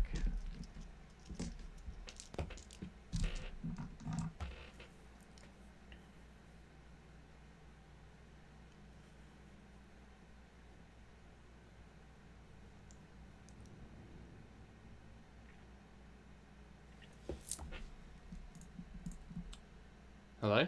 36. Oh, Sorry, okay. I just mute myself because I Yeah, counting all the various things. no worries. I have to do. So 36 on the second. What was the first again, sorry? 34. 34. So in a bellow, you remember this as he smashes. You see its eyes narrow with like some form of recognition, and you know that it knows. At the end of your turn, it's going to make a tail attack at you in response.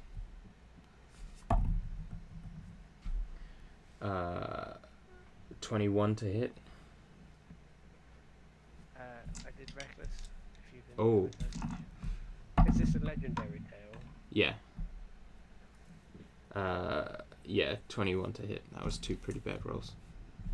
Okay, you do hit. You take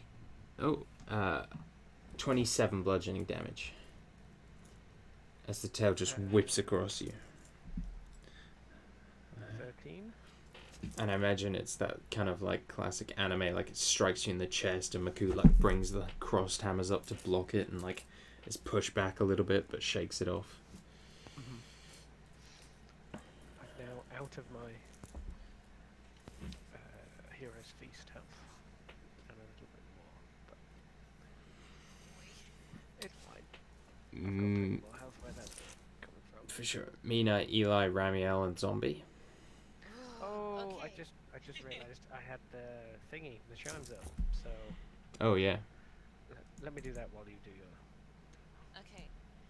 Zombie's gonna run up and try and slam it. Does a 6 hit? No. Okay. But Ramiel will maybe have some better luck. I've got no space in my dice tray. Me neither. On a I have a 26 and a 17. The 17 probably doesn't hit. The 17 does not hit. Okay. So I need a Constitution saving throw, or it'll be poisoned. It's gonna succeed that. I don't know. 22. That is 7 points of piercing damage. Okay. Okay. That is the Quattle's turn. Eli is going to use a bonus action to do one of the stars from his crown. Yes. That is 29 to hit. Oh yeah, sorry. And he's going to do this d12. 6, 9, 11. Not as good as last time. 14 points of radiant damage on his bonus action. And then he is going to run up and attack with the Sword of Parents. Did Makud use his I haven't used my spirit shield, so I still have my reaction. He's gonna miss with a 14 on the sword. I think Makud still gets to attack. Yeah, and he's gonna use the sword's ability to allow Makud another attack, which, because you're reckless, it will also be reckless, right? I presume? I mean, I'm happy to allow it. Yeah, I mean, yeah. You're You're paying the punishment for going reckless. So yeah. That is a 27 to hit. That hits.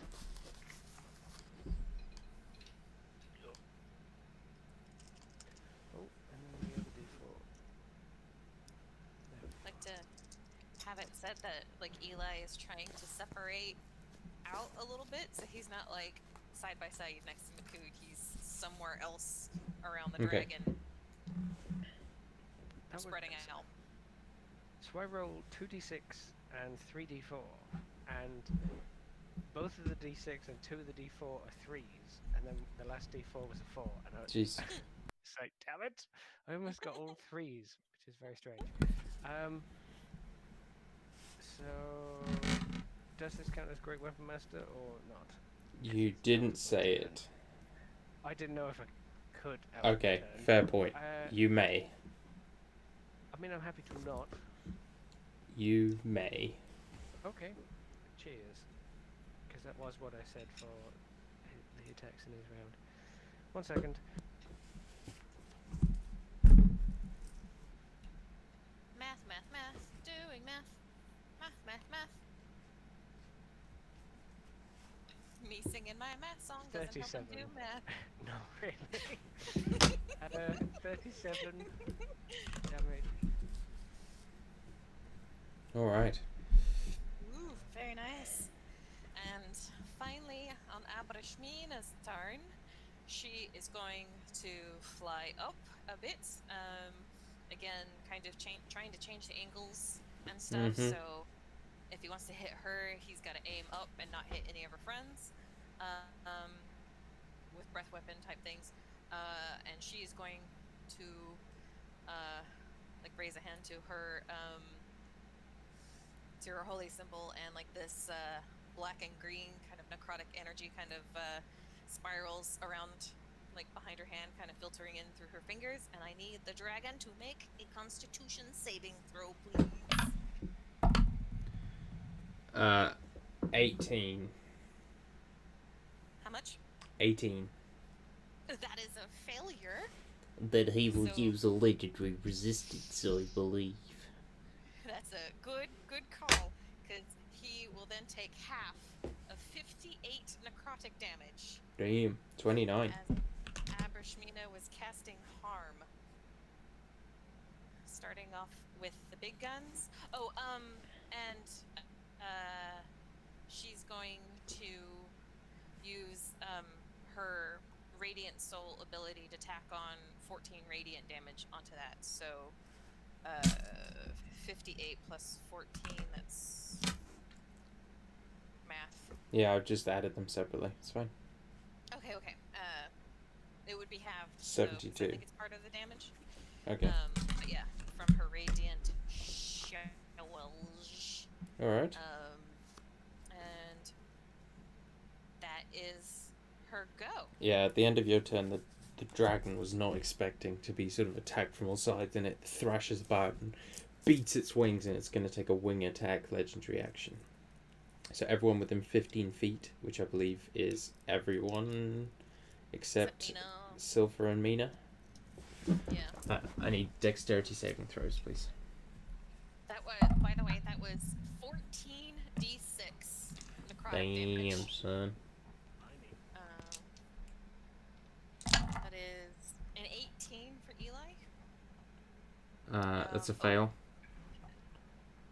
Definitely a fail for Ramiel, and 13 for the zombie. I thought maybe it was gonna do good, but its dex is a -2. It's a fail. Yep. Even at advantage, I rolled pretty poorly. Got a 13. That's a fail. Yeah, I expected as much. 14 for Bryn, and a natural 20 for a total of 30 for Madar. Madar is... what did Bryn get, sorry? 14. Okay, so everyone fails except Madar. So everyone except Madar, Mina, and Silver take 33 bludgeoning damage and are knocked prone. Oof. And Hold on. The zombie's dead. It just blasts it into like body parts. I will remove him from the initiative. The dragon will then Just when I was fly. in half, or No, you she takes roll nothing. completely? Yeah. Okay, cool. The dragon will then Kind of anything, fly up into the air so that it is level with Mina. Oh, the dragon And- flew up. Yeah. And then it is Silver's go. Madar didn't fail her save, so he'll take an attack of opportunity from Madar. Sure. Right? Because Punch at it. it's not force movement. To be so- fair, right. it's gargantuan, so actually it can reach Mina without flying. But yeah, it did move. So yeah, she can have it. I mean, she rolled a 14, so. Yeah, doesn't matter. Misses. Okay. Silver, he like leaps into the air. You see his form like flicker and shift into that of his draconic self, and he exhales a breath of black ice that like freezes in midair into like spears and punctures the dragon. DC 18 dexterity save. That's a natural 2 plus 8, so that's a 10. It fails. It's gonna do the legendary resistance thing for obvious reasons, but it does take half of 16 d6. Wow. So I'm just gonna roll 8 of those. 14, 25 total. Yeah. Not that it matters, I don't think, but the damage he took from harm, he cannot regain. His health point max is reduced. Okay. Thank you. FYI. If he's got an ability. How much damage was that? The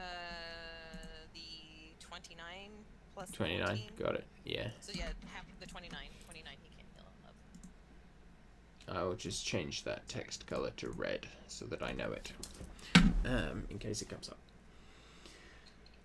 And then it is back to the top, Bryn and Madar. Can I just... This may complicate things, but I had the chimes up, and then we had 33 damage done to everybody. Oh boy. So... Oh my. I think... Shall we just say that everyone took half damage, 16, and then basically the chimes are gone? Well, 'Cause how I many think people was that it? roughly Eli? works out. That's it. Eli, Ramiel, Makood, Bryn, Zombie. Well, zombie would still be alive. I'm okay with the you not chiming the zombie. Sure. Okay. Okay. So, then So that's 4 times 16. So 64. Okay. So the chimes has 30 health left, and everyone gains 16 health back. Yep. Yep. I'm comfortable with that. Quick maths. Good. Now, no more complications, young man. Well, we have 30 more health from this thing. Otherwise, Noon, I'm sure. Yeah. Bradar. Bradar. So Bryn's gonna use half her movement to stand.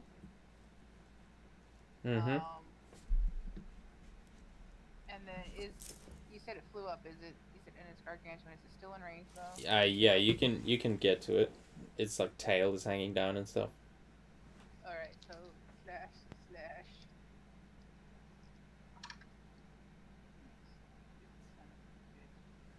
So the first one's a natural 1. Yep, Oh. Second one's a 30. that hits. Alright, so I'm gonna do that thing that I do when I flourish or whatever I call it. Surely, of all the people in this call, you're the one who should know. Exactly. And 12 points of damage. Okay. And I need a wisdom save. How wise are dragons?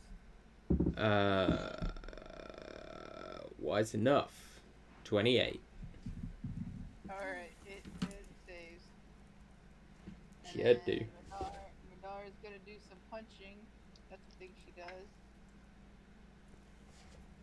For 20 and 26. He will shield the 26 and actually no, he won't. No, he'll just take it. Okay. Insulting, but alright. No, I just realized that that would make his AC 26 and it would still hit. Oh, okay. Don't worry, Madara's awesome. 11 on the first one, 6 on the second, and bonus action, flurry of blows.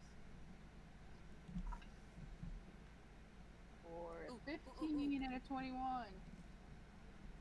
The 21 will hit. Whenever you hit a creature with one of the attacks granted by your flurry of blows, you can impose one of the following effects on the target. I know, I'm really worried Okay, about cool. it. It's 6 points of damage on that. Mhm. And then I need a, let's see. No reactions. No reactions. Yeah, let's do a strength. No! I mean, what's a strength one, right? Saving, or No. It can't take reactions until the end of your next turn, means it can't counterspell Yeah, anybody. okay. Fine, yeah, no reactions. Yeah! And it doesn't, require it failing a throw that it's not going to fail. Okay. Fine. It will take no reaction. Because she did her way of the open hand. Right. Interesting. She just tickled its tail in a certain way. It's distracted. Multiply committee. She got it in like some sort of nerve that made it all like tingly, and now it's going like you can't do anything for a round. In Take response, reactions. Get the dark killed.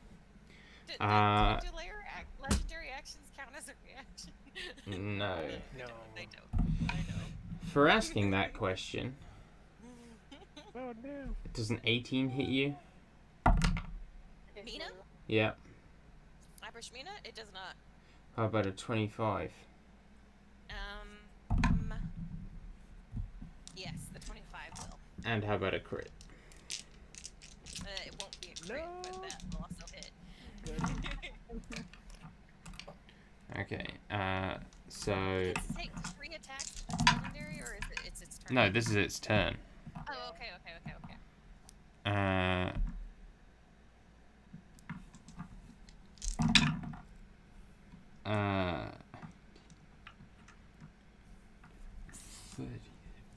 You take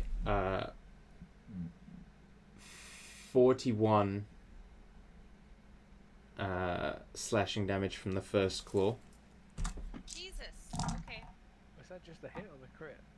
Oh no, it was cancelled. Right. That's just the hit. Yeah. Oof. It got 2 hits on me. Yeah. Yeah. And 33 on the second. Fuck's sake. So, chimes. Chime it up. You're gonna use the rest of them, but that Okay. first one is basically half damage to 20, as it takes 20 of this, which makes it on 10, and then it'll reduce it by 10 and be out for the 33 hits. So you take 23 damage from the second hit. So 43 in total, and the chimes are gone. Okay. That's much better. Instead of being at half health, I'm at 94. Yeah. Makood. Makood looks sad as the chimes have stopped jingling or something. Were you stop in about a round? 2 rounds? Oh boy. Is there any? I know. Technically, I could just hit at its tail, etc. Can he bonus action to Meme's hooker and zipline his way up onto the dragon? Yes, 1,000 times yes. Give me an athletics check. I shall do. I have advantage, but I crit on the first one, so that's like 31. Hell yes. So he sees Mina being attacked, and I imagine he manages to get it around a horn or the neck or something. Yeah. It's designed to hook into dragon scales. Yeah. So you get one at the base of the neck and yank it, and its head arcs back, and then the hooker begins reeling in, and Maku just launches up onto the dragon, and lands on its sort of the center of its neck and just drives it back down into the earth, with a thunderous crash, and water is just splashed everywhere. Makud Dragon Wrangler. I mean, it's better than Dragon Blower for using the horn, but Oh boy. he will. Good needs an adult. Makud is not an adult, barely. Reckless, great weapon master, sort of descending strike, Plunging attack. as this whole thing crashes to the ground. In the future series of Makud children's books, this book is called Makud and the Big Horn. Oh boy.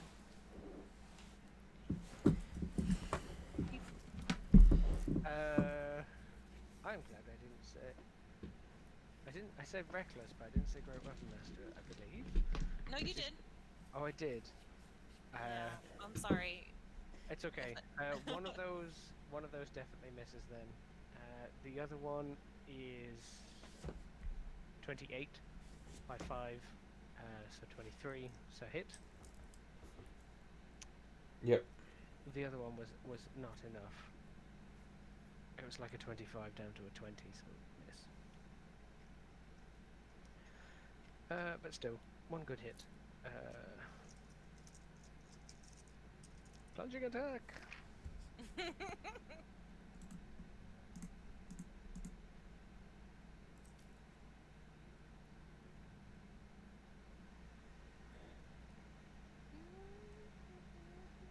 $39. Oh boy. Oh boy. Oh boy. So probably like pretty wild footing on the falling dragon. So the first Yeah. one kind of like misses, or he has to kind of like abort the attack and like hold on, and then he manages to get the smash with the second one. Smash. The pillar of Ventress hits into the kind of back of the skull or kind of middle of the neck. Yeah, I like it. At the end of your turn, he's going to cast Innovation on Brynhild. Legendary. Yes, yeah, as a legendary. I need a dex save, please, Bryn. Oh boy.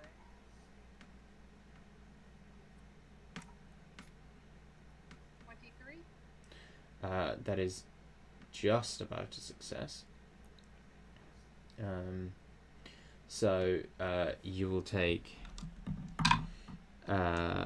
14 necrotic damage.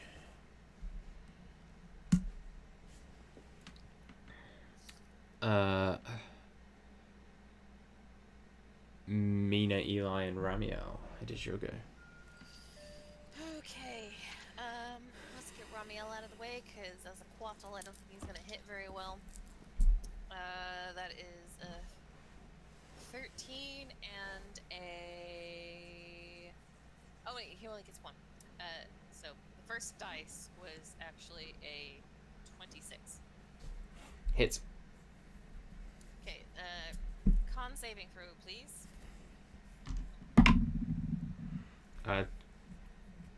24. Okay. 11 points of piercing damage from the Quattle. Man, this is all I can do. Okay, I should have cast Planar Ally instead of this. Abrashmina is going to use her action to channel divinity and use her Path to the Grave ability.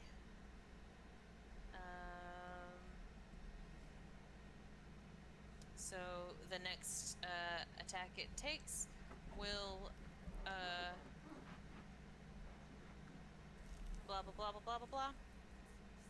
Actually, order of operations. I would like her to cast spiritual weapon before she does this, because I don't want to waste it on her spiritual weapon. But going to cast spiritual weapon at a 4th level. Okay. yes, 4th level spiritual weapon. Since Ramiel is here in the flesh, it will be Veil again, I assume? Yeah. Or some other ASMR? No, Whichever you like. you see,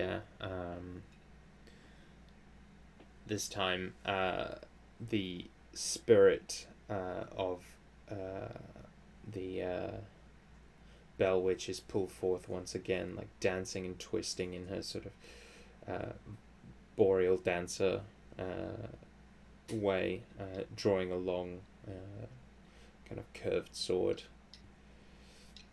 and Right. her staff that looks like Minas. 20. A 20 doesn't hit, does it? No. Okay, so it misses either way. And then she does her channel divinity Pact to the Grave.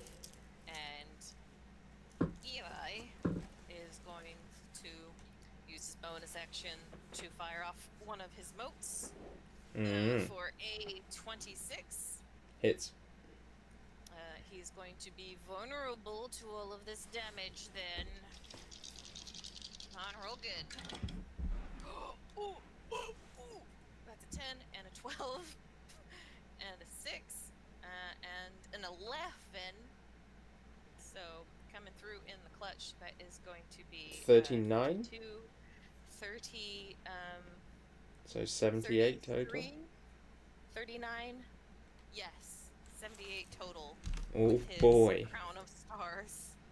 Describe how he stays alive. That's funny. But yeah, I kind of imagine that, like, the path to the grave thing, Avnoshmina's, and he who watches, like, Afshel curse, coming through, and I want to say, like, the, moat, the Crown of Stars moat, kind of burns a hole into, like, the center of, Oktathrek's chest that kind of, like, mirrors the piercing that Enthrus got in our little vision of the past thing. If that makes sense. Like, it, like, goes in and then, like, does, like, the light out, and it kind of, like, looks like a green horn coming through. And then, on Eli's action, he's gonna cast Blight, so give me a con save. 32. How much? 32. Okay, well, he's... Fucking plenty. Yeah, he's gonna still take... I can't count. That's 7, 8... All of these d8s plus 1.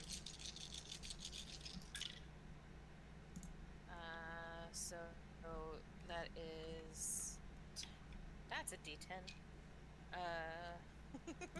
So 10, 17, 21, 28, halved 14. Okay. Oh wait, hold on. 1, 2, 3, 4, 5, 6, 7. Oh, one more. Another 1. Whatever that is. I rolled a 2, so another 1 damage. 15. Okay. I would just say the Coatl has some useful spells, like Bless or Sanctuary on yourself or something. Yeah, I should do that next time.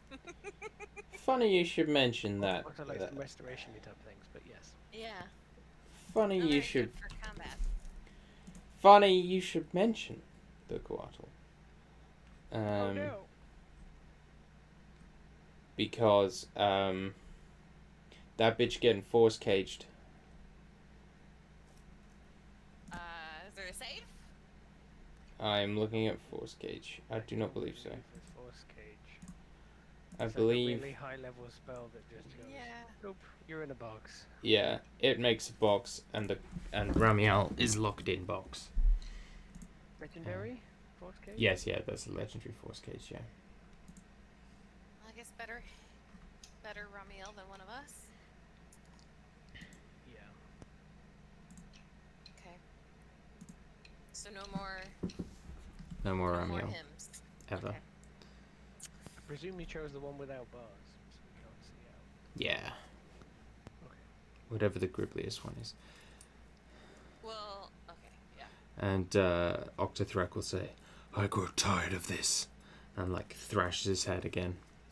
Preparing for something big. Oh boy.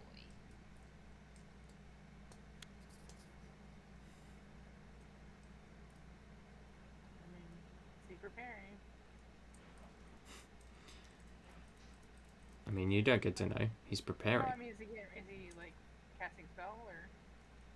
No. Is it, I like, think it might be a breath weapon type thing. Okay, I That's just a want. bit I worse. was just getting ready to counter if I needed to. Okay. I was. You're on that. You're on that. You're all over it. I am. I was like, I was wondering if he was waiting for the counter. He starts to cast a spell. She's got a counter spell ready.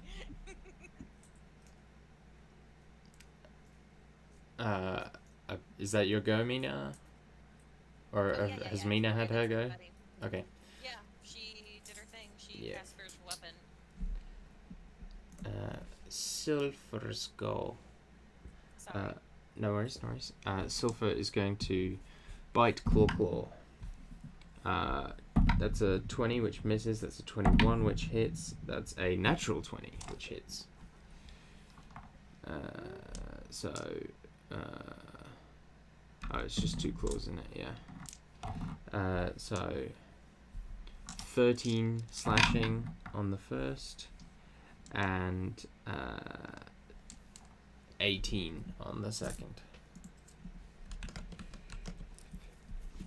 As Silver just tackles this dragon as best he can, but he looks like a baby beside it.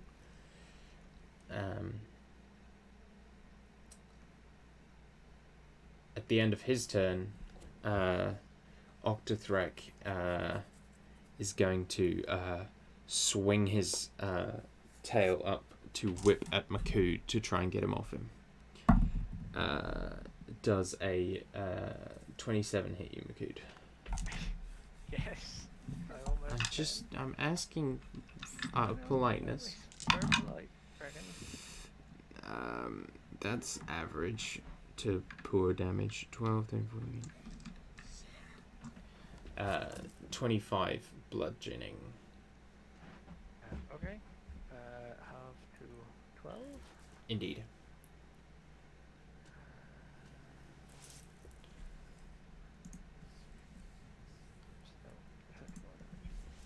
And it's your go, Makud.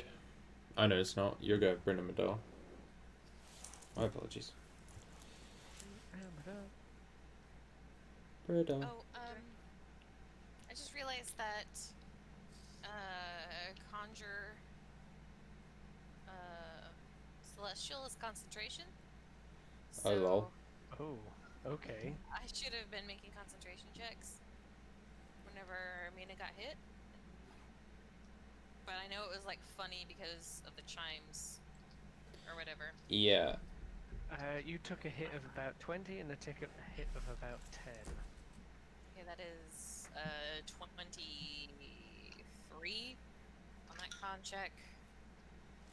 And I'm gonna use my inspiration.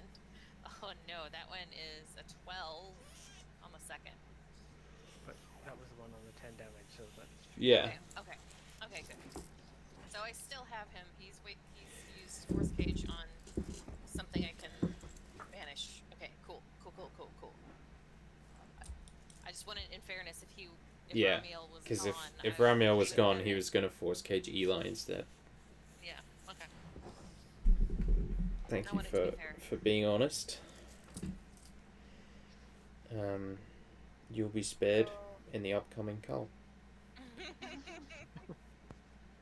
so 19 and 22 to hit. 22 for hits. I'm gonna defensive forward on that one. Oh, you know. I am. Perhaps a good idea. 12 points of damage on that hit, and then I need an intelligence save. I'm gonna cast Psychic Crush. 19. That is what you need. So you're going to take What you need? half. Half. If I roll this using this wonderful dice roller, you take half of 41.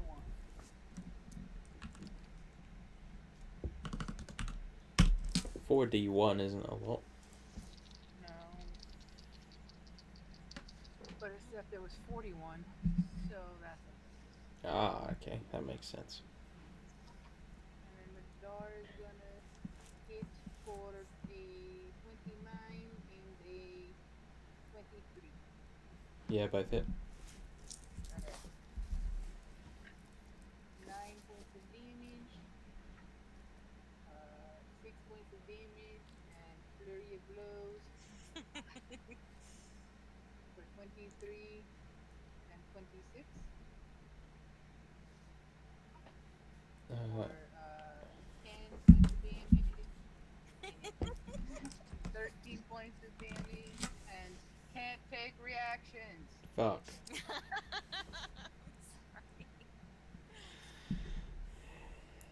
Well, That's just a nice freebie one.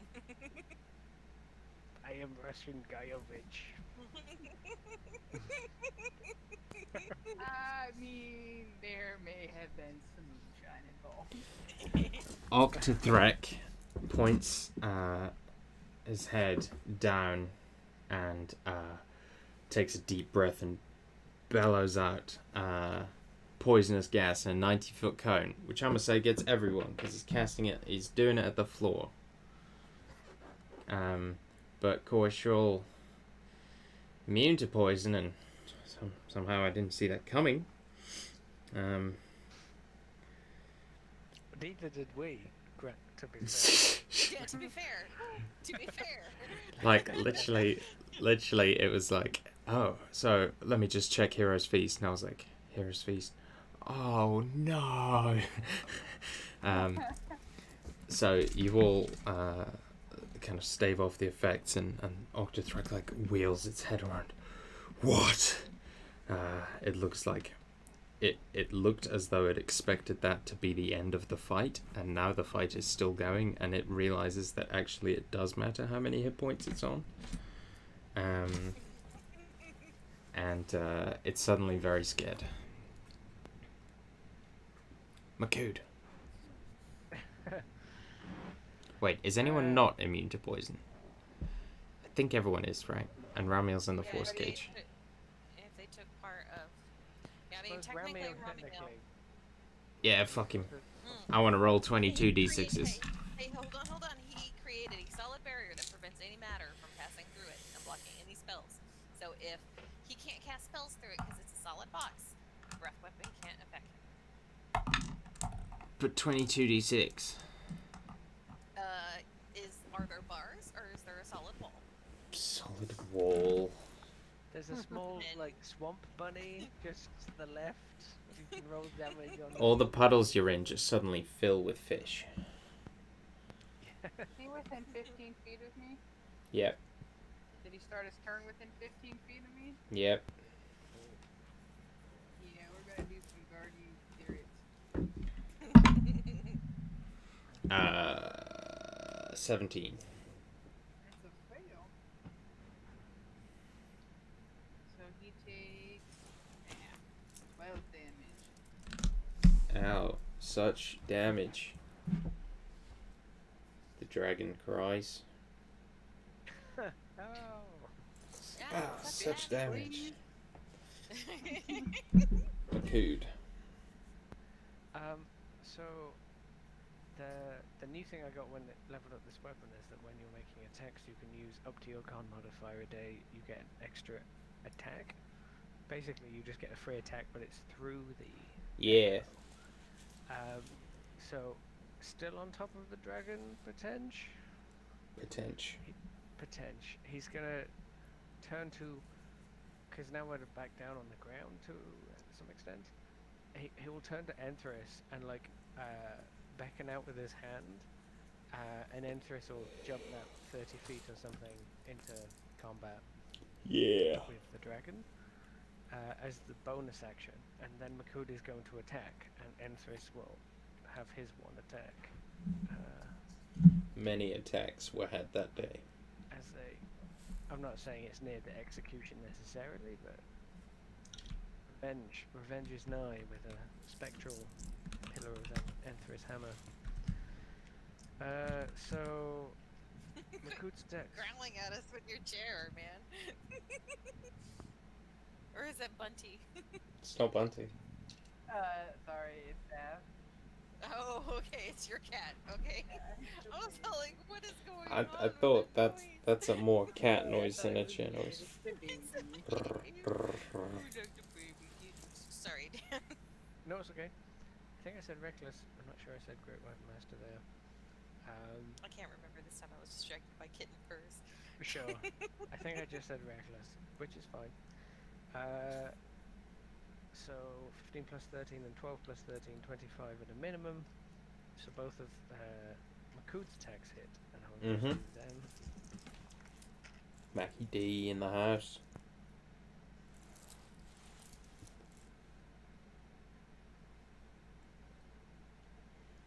I put my underwear on backwards after going to the gym. Thanks for letting us know. I've just noticed that.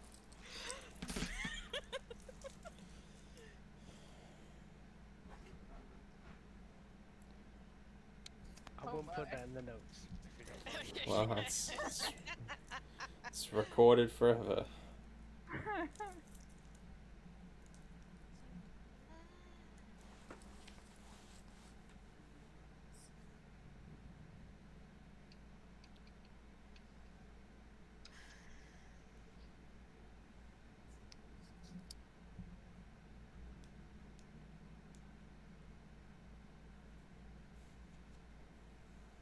Okay, so Makud, because I didn't Great Weapon Master, hit for does 24 damage and then 27 damage, and then Enthris hits.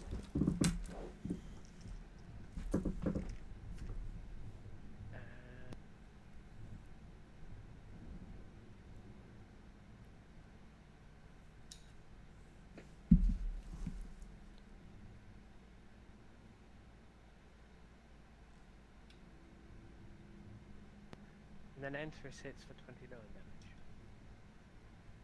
29. And that is everything that I have, and I'm still aiming to be on top of the dragon. Sure thing.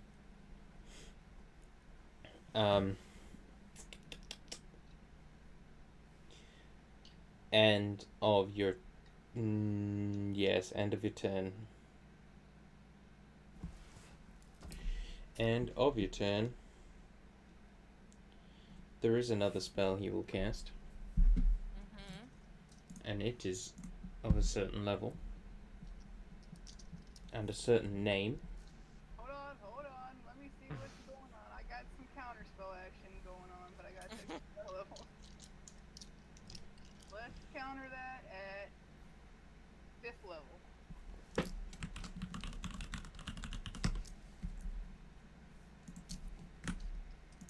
Hold.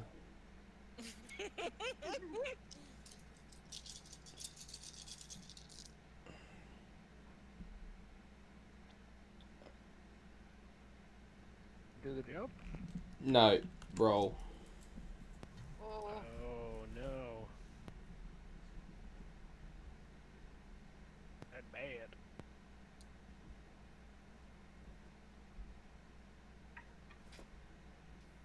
on the die.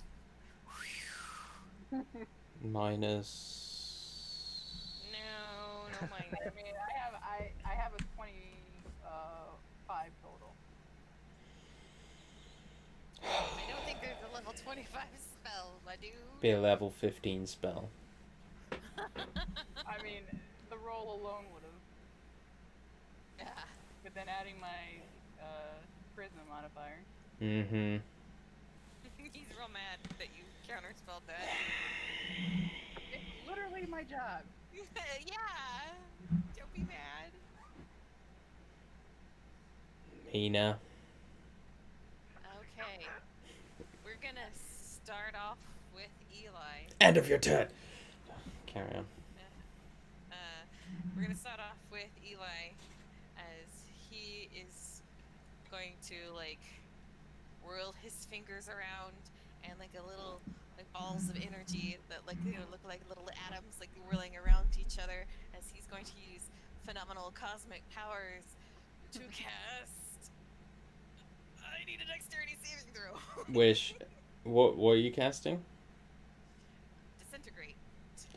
I'm gonna counterspell that. Okay.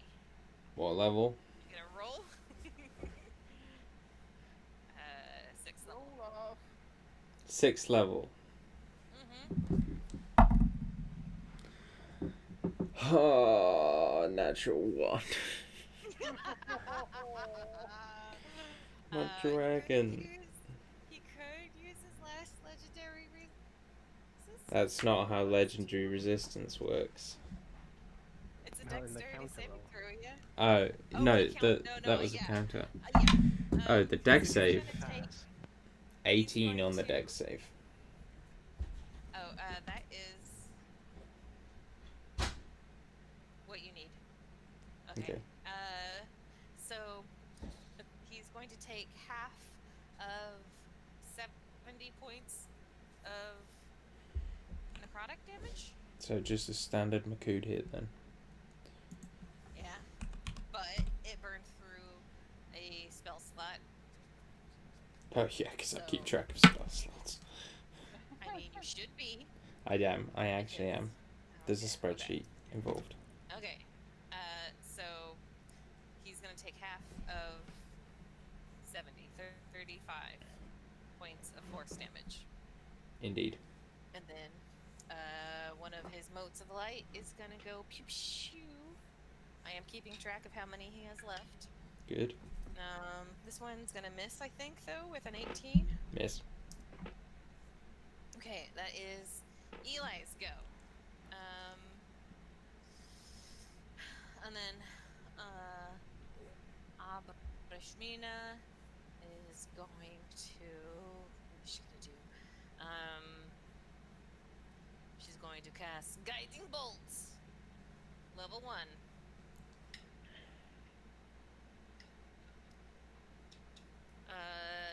Does a 21 hit? No, 23. It does. Okay, so that is. Oh, I pre-rolled this one. This is 14 plus 24 points of damage, plus her radiant soul, because I keep forgetting that. So 28 points of damage.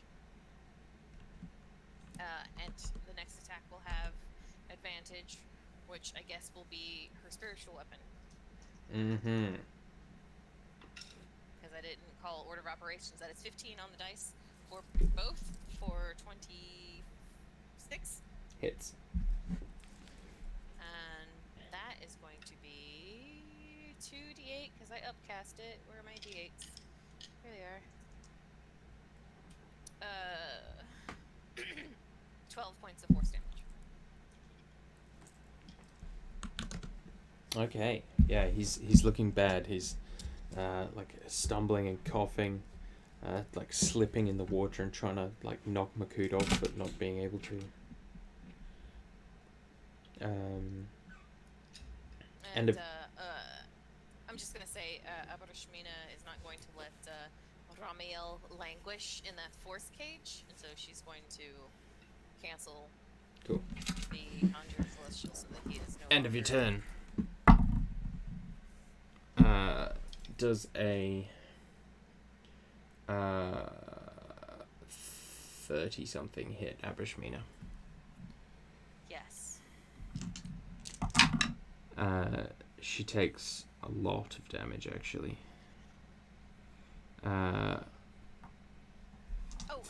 33 bludgeoning. I'm sorry. I meant to say this.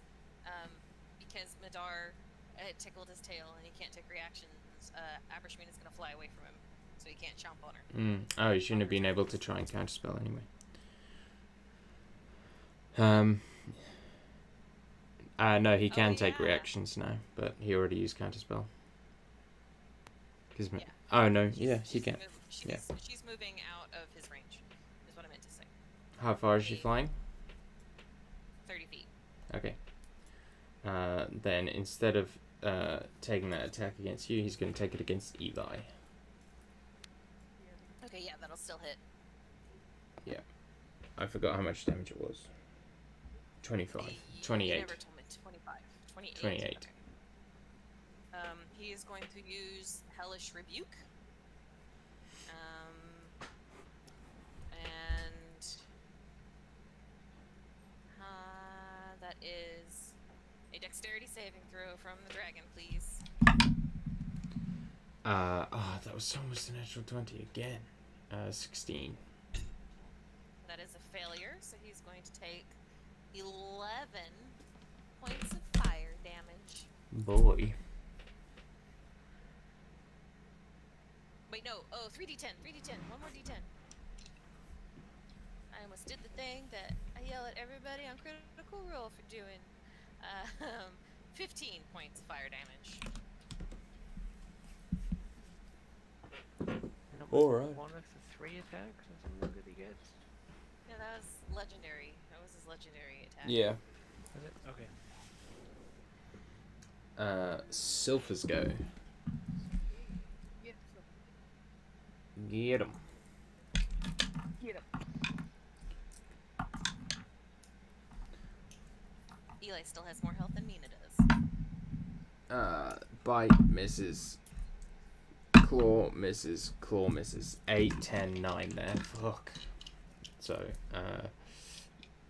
unfortunately, Sylph is unable to get any hits on him.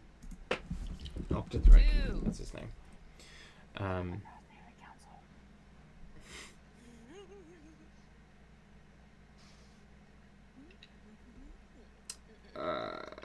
End of his turn.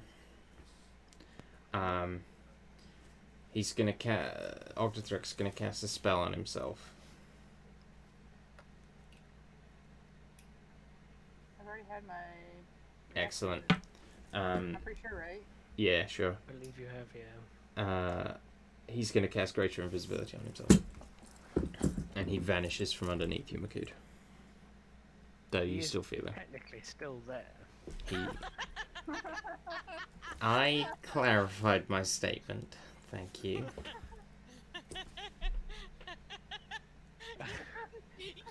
But Makud is like 30, 40 feet up in the air, right, standing on a dragon. Mm-hmm.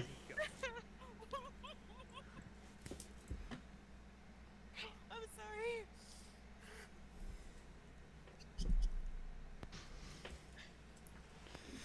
Bryn and Madar. Can I use my intelligence to realize where this dragon is in relationship to my friend that was previously sitting on his back to attack him? You can with disadvantage. I mean, I can see what I have eyes. You do have eyes, but those eyes are lying to you. Do you have dispel magic? No. Okay. Okay, I guess we'll do this with disadvantage.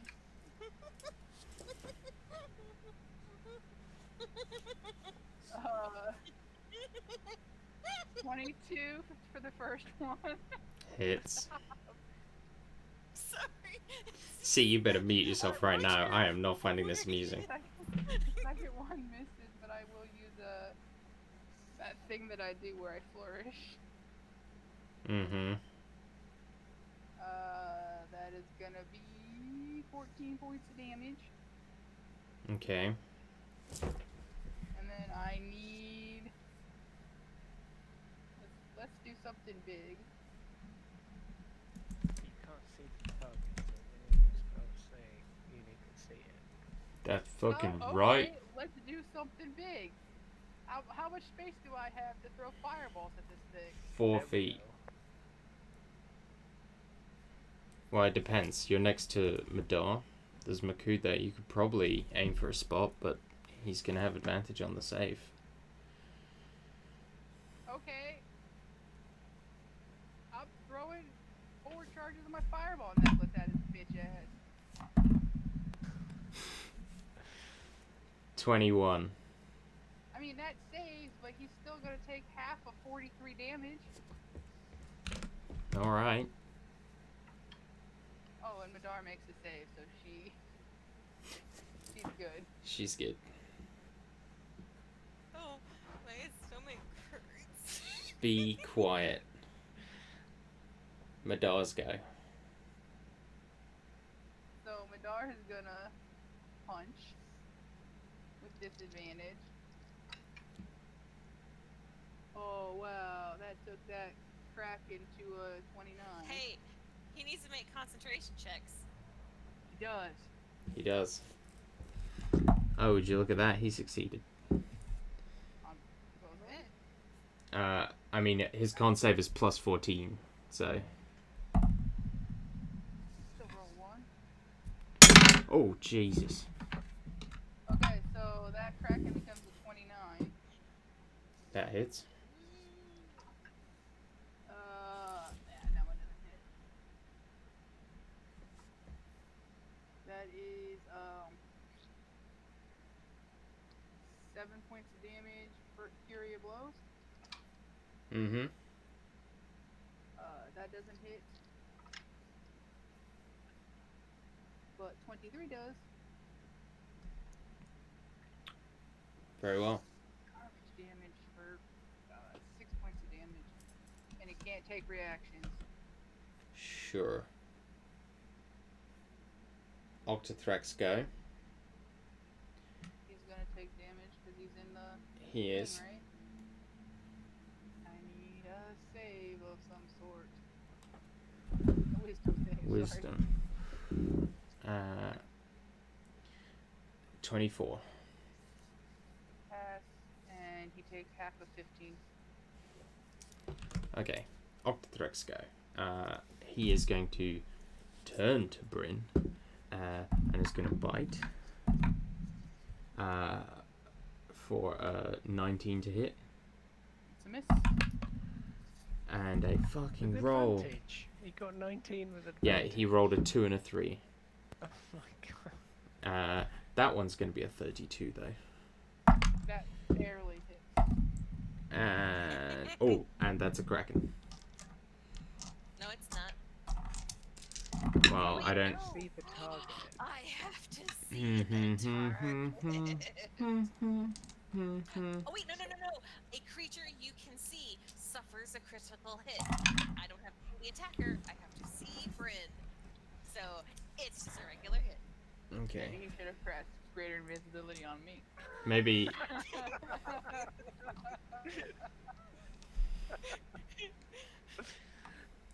gonna die. You take 34 slashing from the first. I'm gonna die real bad. Ouch. How are your concentration checks going? 39 slashing on the second. That's a 21 on the first save. And how much on the second? What's the 39. It's a Can 19 I have a DC. reaction?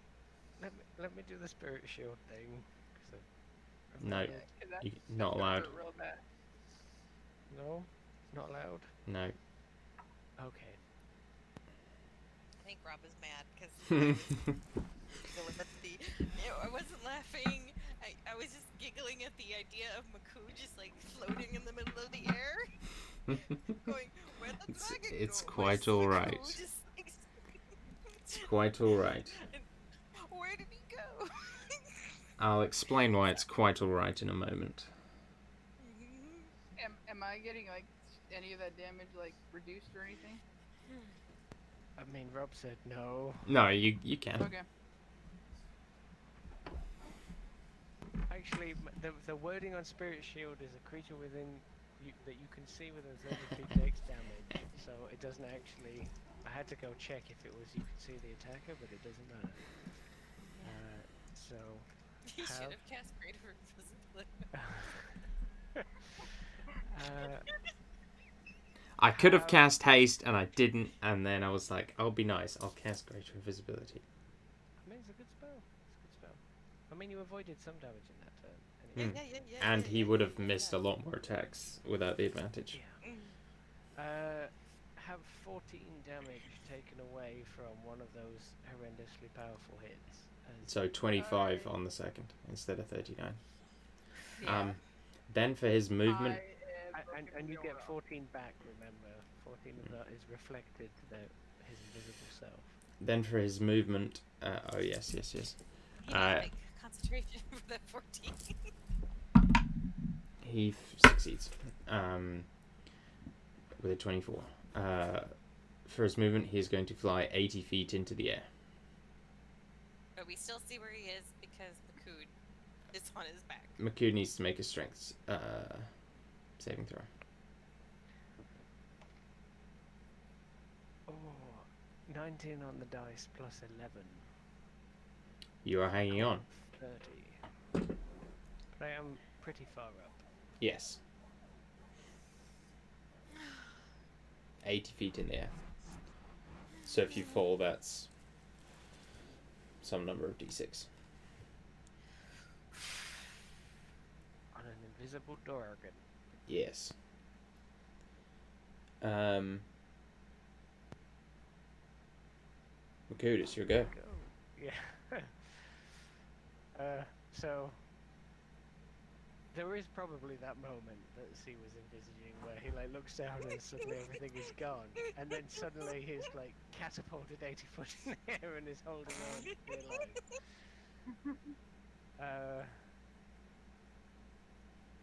I'm just gonna ask. I'm guessing like Entrus as spirit like didn't come with him. I'm afraid As not. a corporeal creature would. He's probably far down on the ground.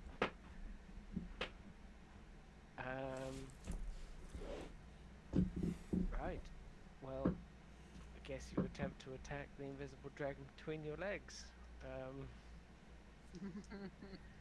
He is going to reckless to counteract the invisibility. Sure thing. I mean, it's pretty reckless what he's doing anyway, so makes sense. It's true. Right, the invisible dragon, Makud. Take these mushrooms. Severe, heavy drug references. Mhm. Riding the invisible dragon.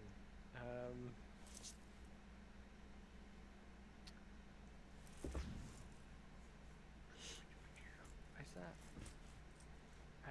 So 13, 10, 20. Oh, damn it. Okay.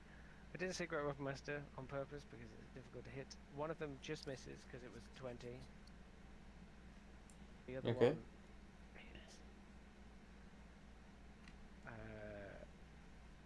Those, and is that, and is that.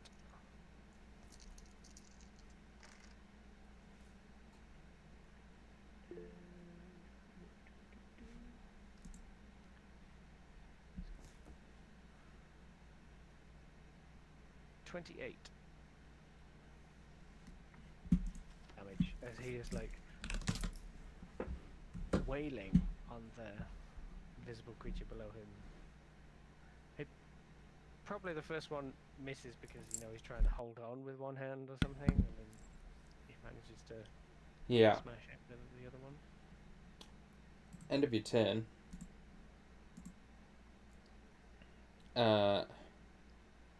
He's going to cast a spell.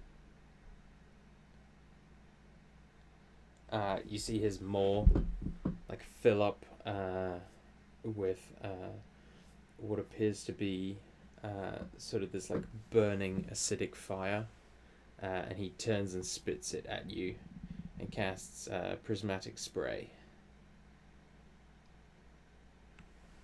And you take you need to make a dexterity saving throw, please. Excellent. So, but I don't see his maw, so I just see the building energy. Yeah. It is unleashed in my face. Dexterity save? Yeah. That's a fail. Yep, thought so. That was with the advantage. Aw. dex save is actually pretty shit. I have +3, and they're not proficient. You take 35 acid damage. I knew I should have taken one of those stones. Sorry. And I'm gonna need another strength save. Okay. Strength. A strength is the blind. 20 even. Yeah, that's good enough. Okay. Because I'm going by his spell save DC and not his wing attack DC. Okay. It's a whole different kettle of fish. Sure. Mina. Mina, it is my go. Mhm.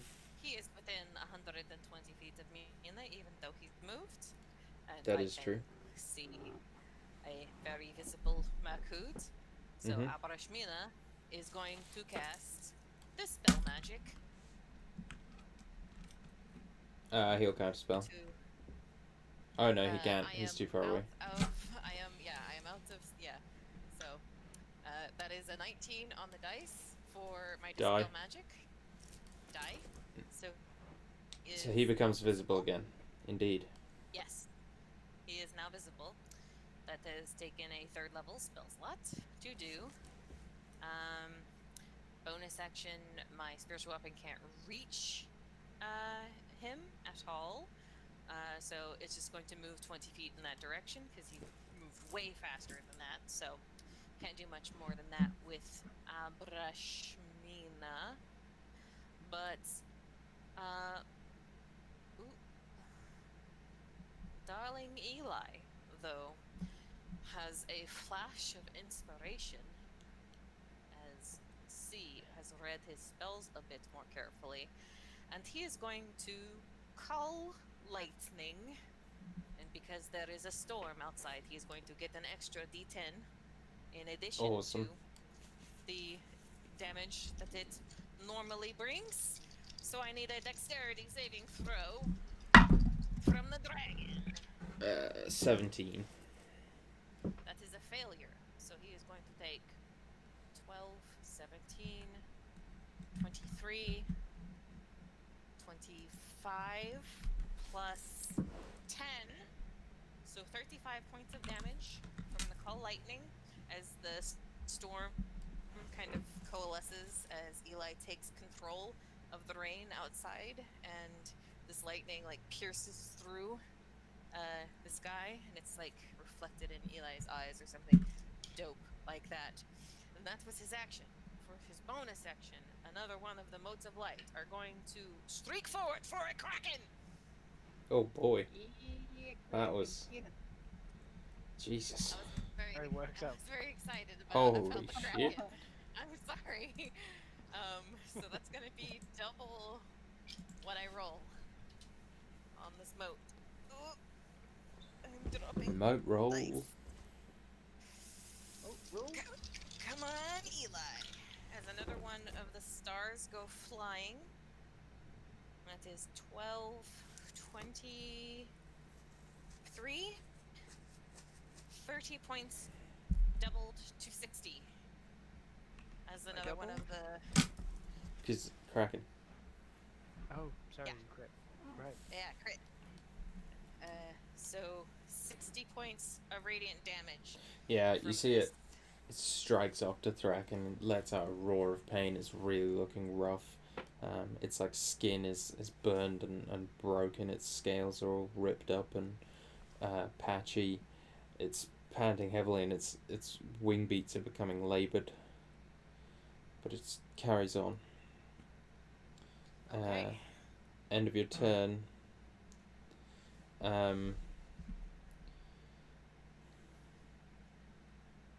It's going to. Do I do that one or that one?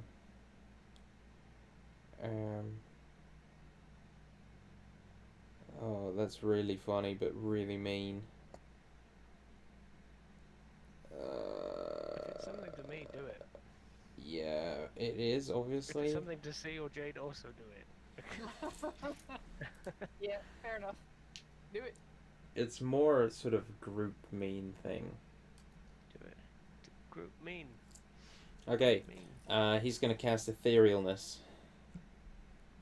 He's gonna do what? He's going to cast Etherealness. I countered this. I think I countered this round already. Outside of He's range yeah, of he's also too far away. Oh, bitch. Makud, Does he hold on? Does he have a spell slot left at that level? he does. Are you lying? Nope, he has 3 7th level spell slots. He casts Prismatic Spray once, Force Cage once, and Etherealness once now. What about there's other thing that he was gonna cast that got countered? You never told me. Yeah, that was my suggestion. Which is what level? 6th. I have a spreadsheet. God damn it. Okay. I have a spreadsheet. Trust the spreadsheet. Yes, And spreadsheets we trust. we fucking do. So, Makud, you take 16d6 I mean, as you plummet, Bryn has Featherfall. or he could just take 16d6. Bryn has Featherfall? Don't you? Orcs. Thought you did. Oh, that's good damage. You have what? Andrew has Featherfall, but Bryn doesn't. Oh, that might have been what I was thinking. I mean, They're not the same character. Stop saying how they are. fast? Doesn't Makud have a token of Featherfall? Someone has a Featherfall Doesn't he token. have, like, the cloak of the whatever?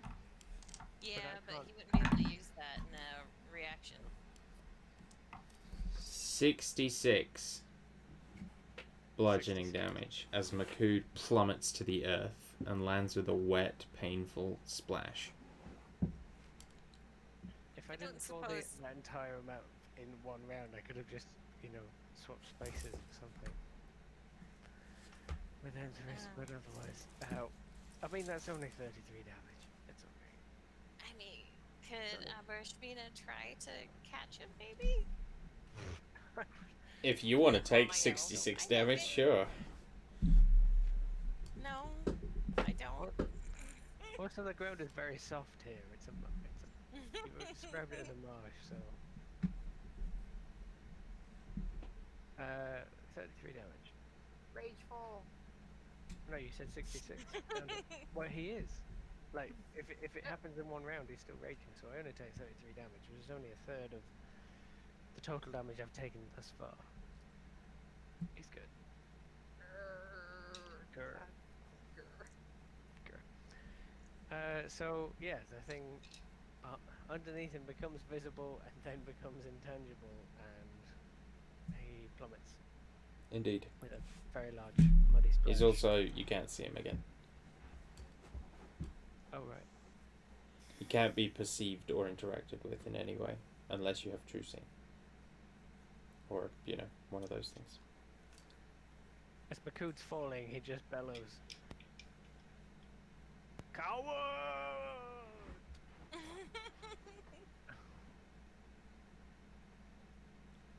And I think that's where we'll end the session. Hold on. Having been able to go ethereal herself, would Abershmina have recognized what he had done? Sure. Abershmina will use the Kopesh of etherealness to go after him. You're gonna fight alone on the ethereal plane. He's real desperate, I guess. She literally made a joke about not soloing him to take the piss out of me being drunk on last Saturday. Like, So, how rough is he looking? I mean, 12.7%. I don't know what that means. Right, so the word percent refers to It's just above decimal. 10% health. So, say he had about 300, he may be on about 40 right now or something. But that's real rough. He's also 100 feet above you, so.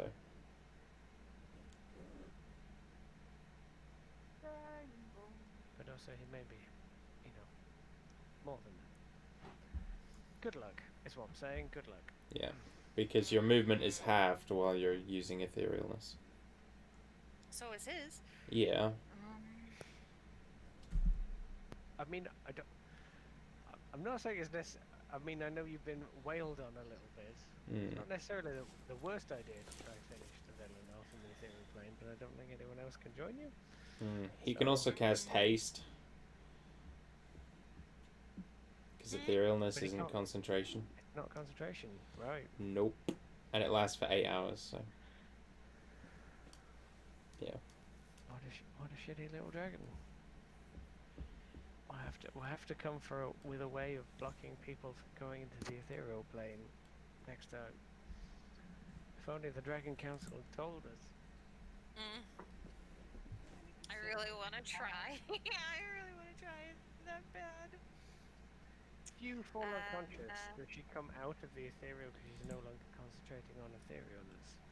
So she's going to pop out. So, as written, on the ethereal plane, let me have a gander at this whole spell here. I mean, when else are you going to get to be able to, you know, duel a dragon in the ethereal plane? That is pretty cool. If you occupy...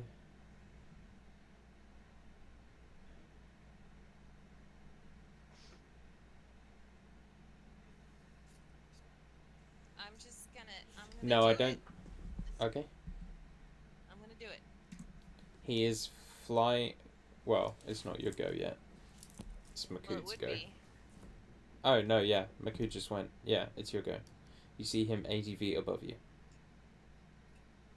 Okay, and the Kopesh of etherealness, did that take an action or a bonus action? to Yeah, do? action.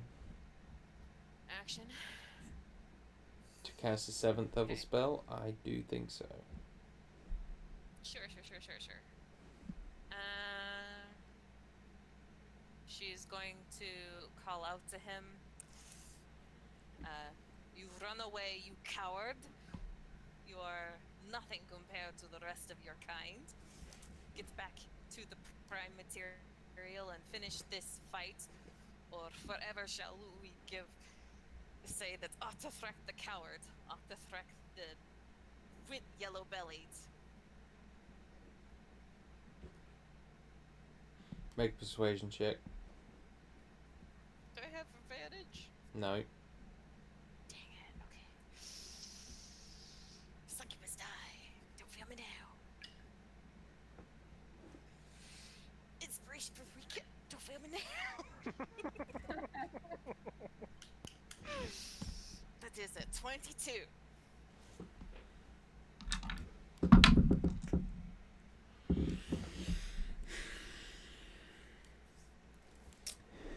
Oktathrek stops, beating its wings, and you see it kind of cock its head before turning to look at you, Avrishmina, and I witness charging your back towards you. cowardness.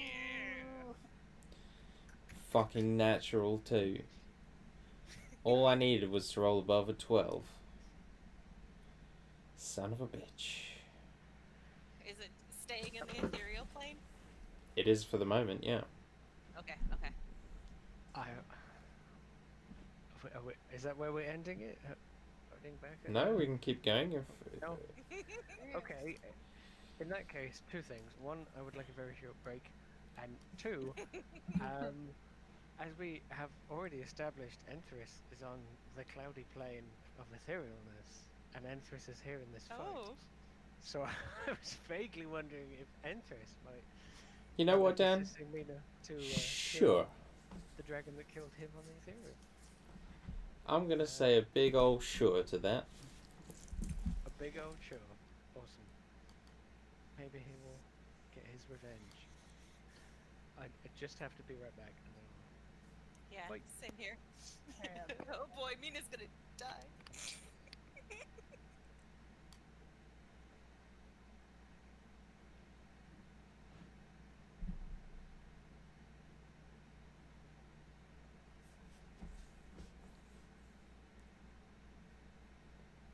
Natural 2.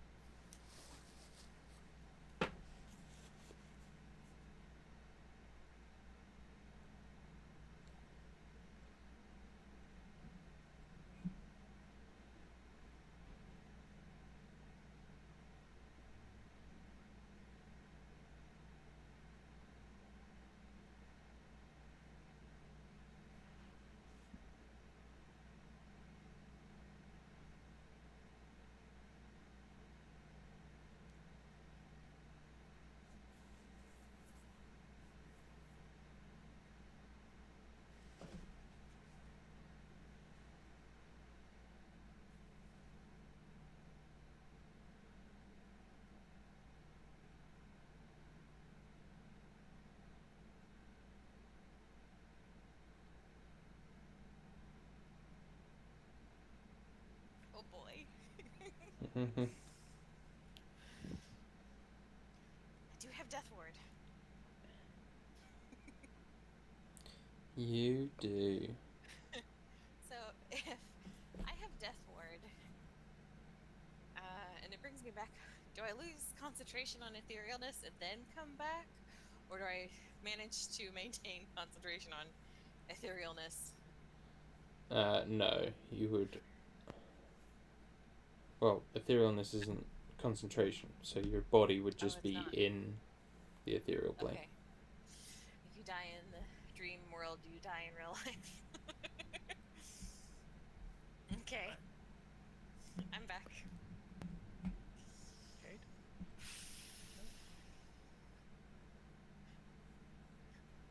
Okay, I'm gonna pop away for 1 second. I have 2 motes left for Eli. And 4 more rounds of wings for Mina. Corinne, I'm gonna make you giggle again. Are you? Yeah.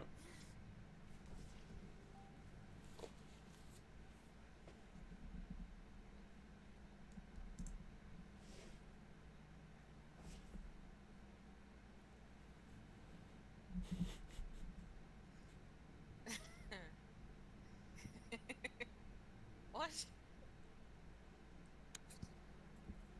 You'll work it out. She's Oh.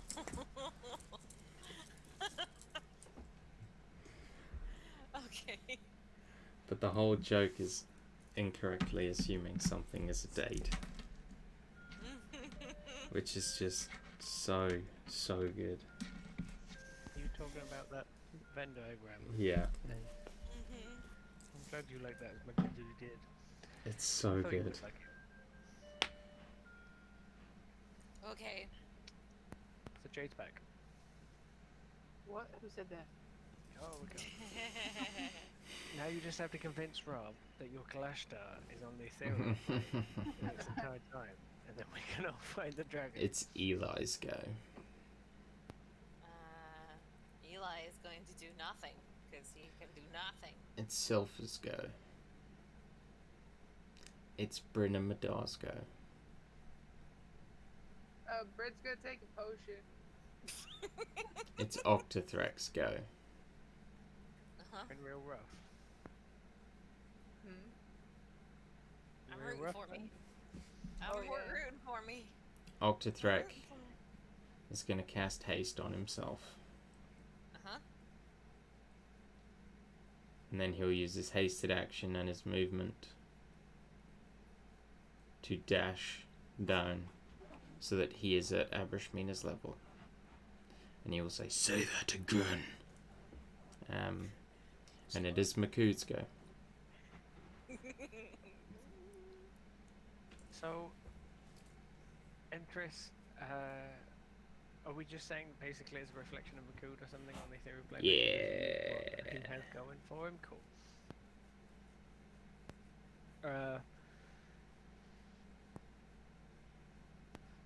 Mina, were you flying or were you on the ground? I was so flying. Okay. There were so many wings, so Right. many radiant souls going on. Because You need to calm down. technically, you know, we talked about this. The echo doesn't say that it has to be on a Mhm, surface or mhm, anything. It can mhm. be in any direction. And the last time he was up on top of the dragon before the dragon flew up. So he's possibly about 30 feet up. Yeah, Maybe. he can attack. He's probably So, where okay. he was. He uses Where Tamim's Oktathrek was. ghostly dragon hooker and starts to I love it. the ghost dragon. So using Pillar of Ventress, but his what is normally ethereal on the material plane, but now is Material on the ethereal plane. Yes. He is going to come soaring out of the cloudy realm towards the dragon, who is distracted, looking at Mina. And Reckless and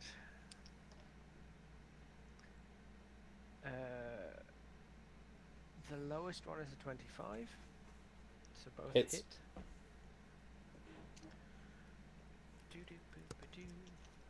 I'm just imagining now Makud is on this plane, but he's like the Echo, with like 1 health. That's He's cool. like, hey, what am I doing?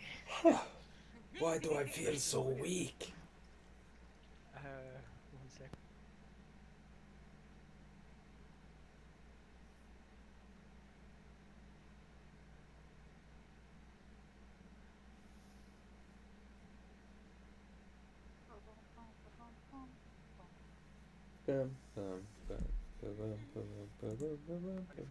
Okay, so 27 and 25 on the damages of the 2 hits as Entris soars out of the clouds and smashes. 25 and what, sorry?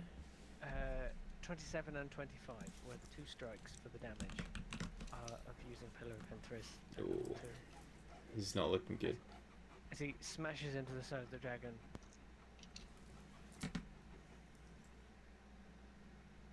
And as the dragon, like, recoils from the hits, Entris is going to say in a voice that is relatively similar to Makud. So you've decided to stop hiding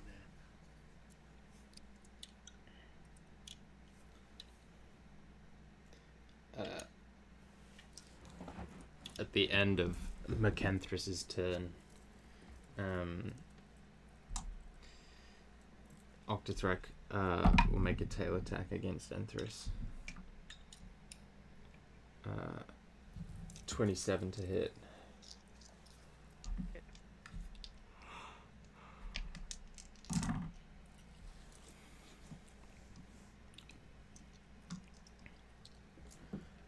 29 bludgeoning damage.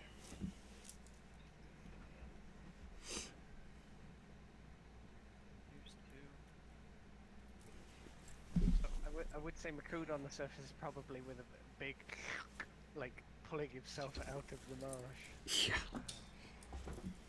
Wily Coyote Probably style. at least 6 feet into it. Yeah.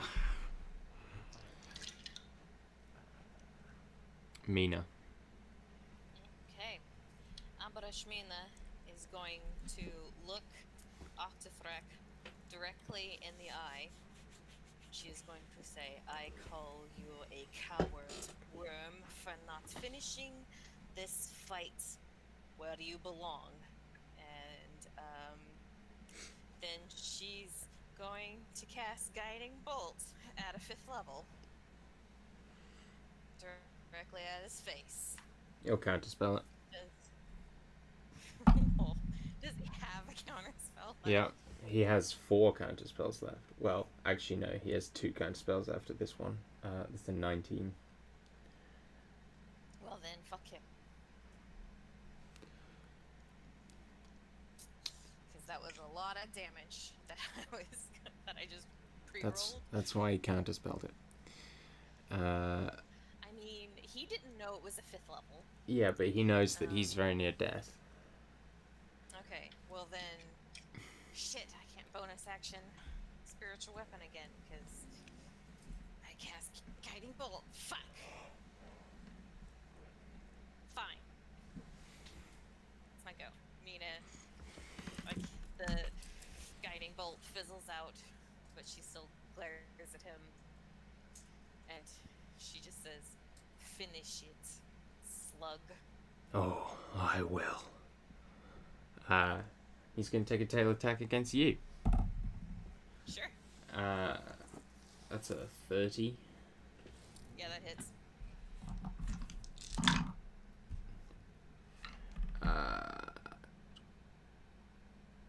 Spirit shield.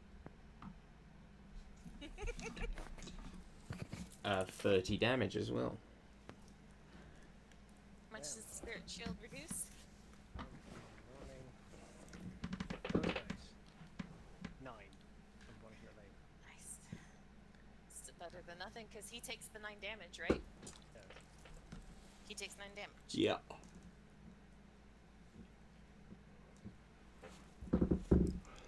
I Sulfur. suppose I should concentrate. Made it. Brennan Madar. Anything you'd like to do, Jade? I'm good. You know, I'm just gonna sit here and bleed. Oktathrek's turn. He is going to bite, claw, bite against Abrishmina. That's a crit on the bite. No, it's not. That's a 25 on the claw. That's gonna miss, because I'm going to use shield. It's a 23, which will miss. And a 30 Okay, on so the it last hits. bite. So 2 bites hit. No, wait, no, that was... You can only do 3 attacks. Yeah, but he's hasted. Oh, yeah, okay. So you take from the first 21 piercing and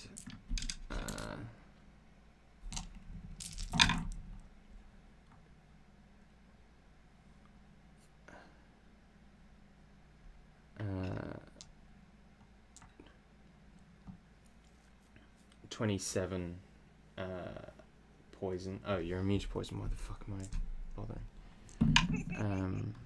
And 23 piercing. That's So 2. you on the take second. about double damage in terms of poison this entire time. Pardon?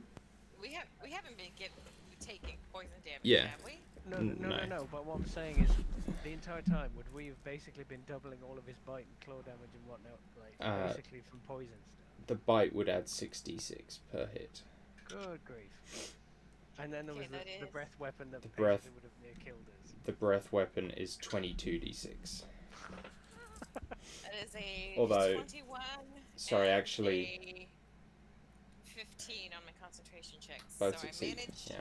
to maintain I've actually. etherealness. It would actually be 44 44d6 poison damage for the poison breath. Great. But So or basically, 0. we would have been dead. Yeah, that was the plan. Heroes Feast OP.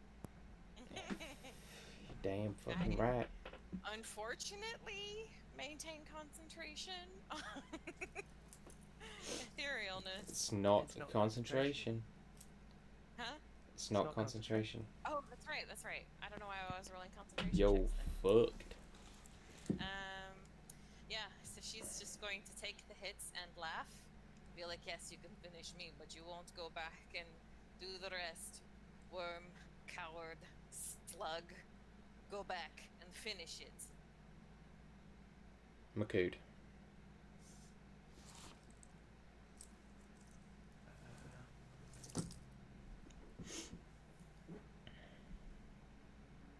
The real Makood is probably going to like look around and like count the numbers of people and then see that Mina isn't there and get worried.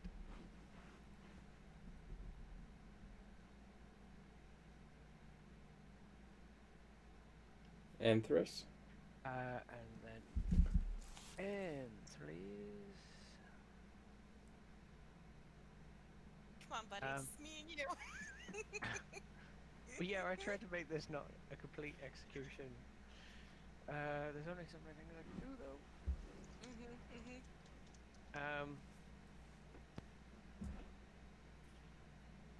He is going to get in the way as best he can, and he's going to reckless Great Weapon Master.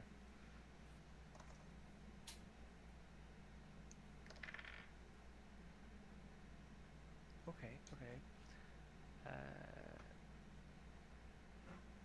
16 plus 13 for 29, minus 5 for 24, and then 14, 27, 22. So both of those hit reckless Great Weapon Master. Mm-hmm. Enthris is not enlarged, so he shouldn't get the extra d4, I guess.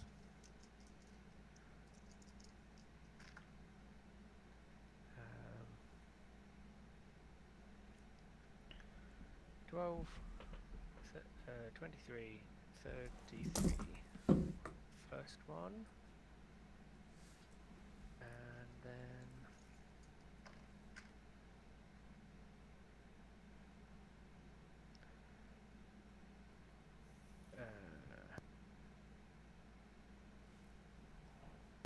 31 on the next one. Oh my god. Heavy Enterous pillar strikes smash into this ethereal dragon. You watch as Oktathrek like crumples and comes crashing from the sky, falling back into the primaterial plane, and it just charging towards the ground. Makud, Bryn, and everyone dives aside as the dragon like buries itself, much like Makud did in the dirt, trying like with shaking limbs to pull itself back to its feet. One of its wings is like snapped and broken beneath its body, and it's like trying feebly to flap them in some semblance of flight to get itself up, but it's getting sucked in to the mud and filth in the rain.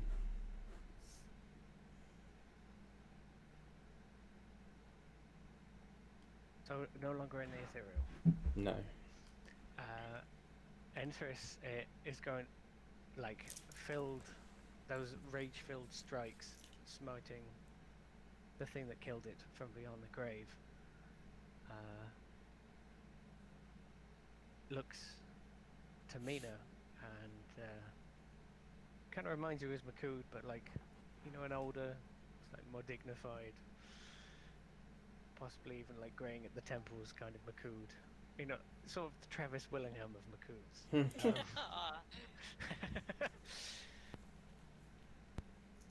Looks at peace.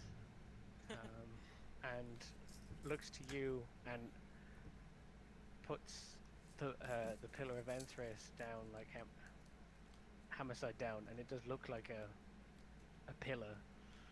It's bigger than you, and it's like just about as big as Makud or Enthris, and he leans against it.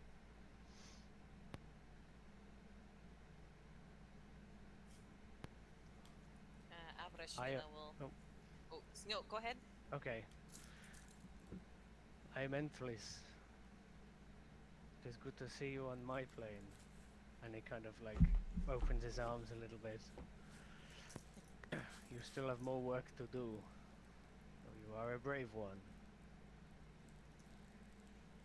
Abrashina will smile. There's like blood running from all of the dragon bites and claws that she had just taken, and she just sort of chuckles and she says, "I get it from Makud."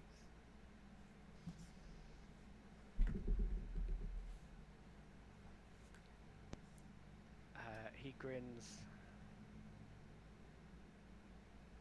Make sure that you both see this through. There is still more fights in your future. Hopefully they will go better than this one. And she chuckles. could not let the coward run away.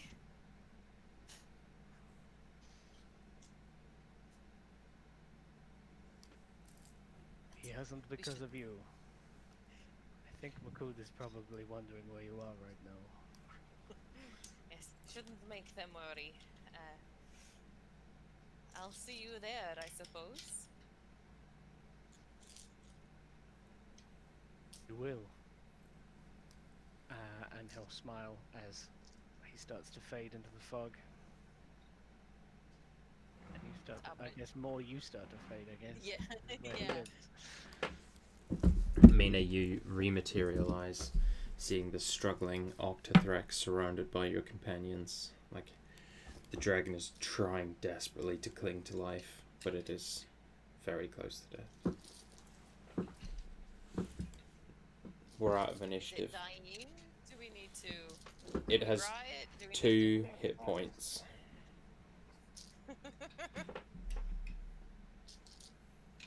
Makud should Yeah. get the last. I guess you come back, and Makud is relieved. And I suppose you, in the universal language of nods, give him like a steely nod. This should be She yours. just says, she said, finish it, dragon killer. Or dragon slayer, that sounds better. He'll nod and look to Bryn just for a moment. And he will walk up, and as he takes steps, there is a trail, and that trail becomes Enthris, matching his step. And as he lifts the hammer, Enthris lifts his own, and there is a coup de grace mirrored on 2 planes as the pillar of Enthris finds its intended target. And there is a crunching noise and a squelch as the dragon's skull is buried into the mud. And that's where we'll end it.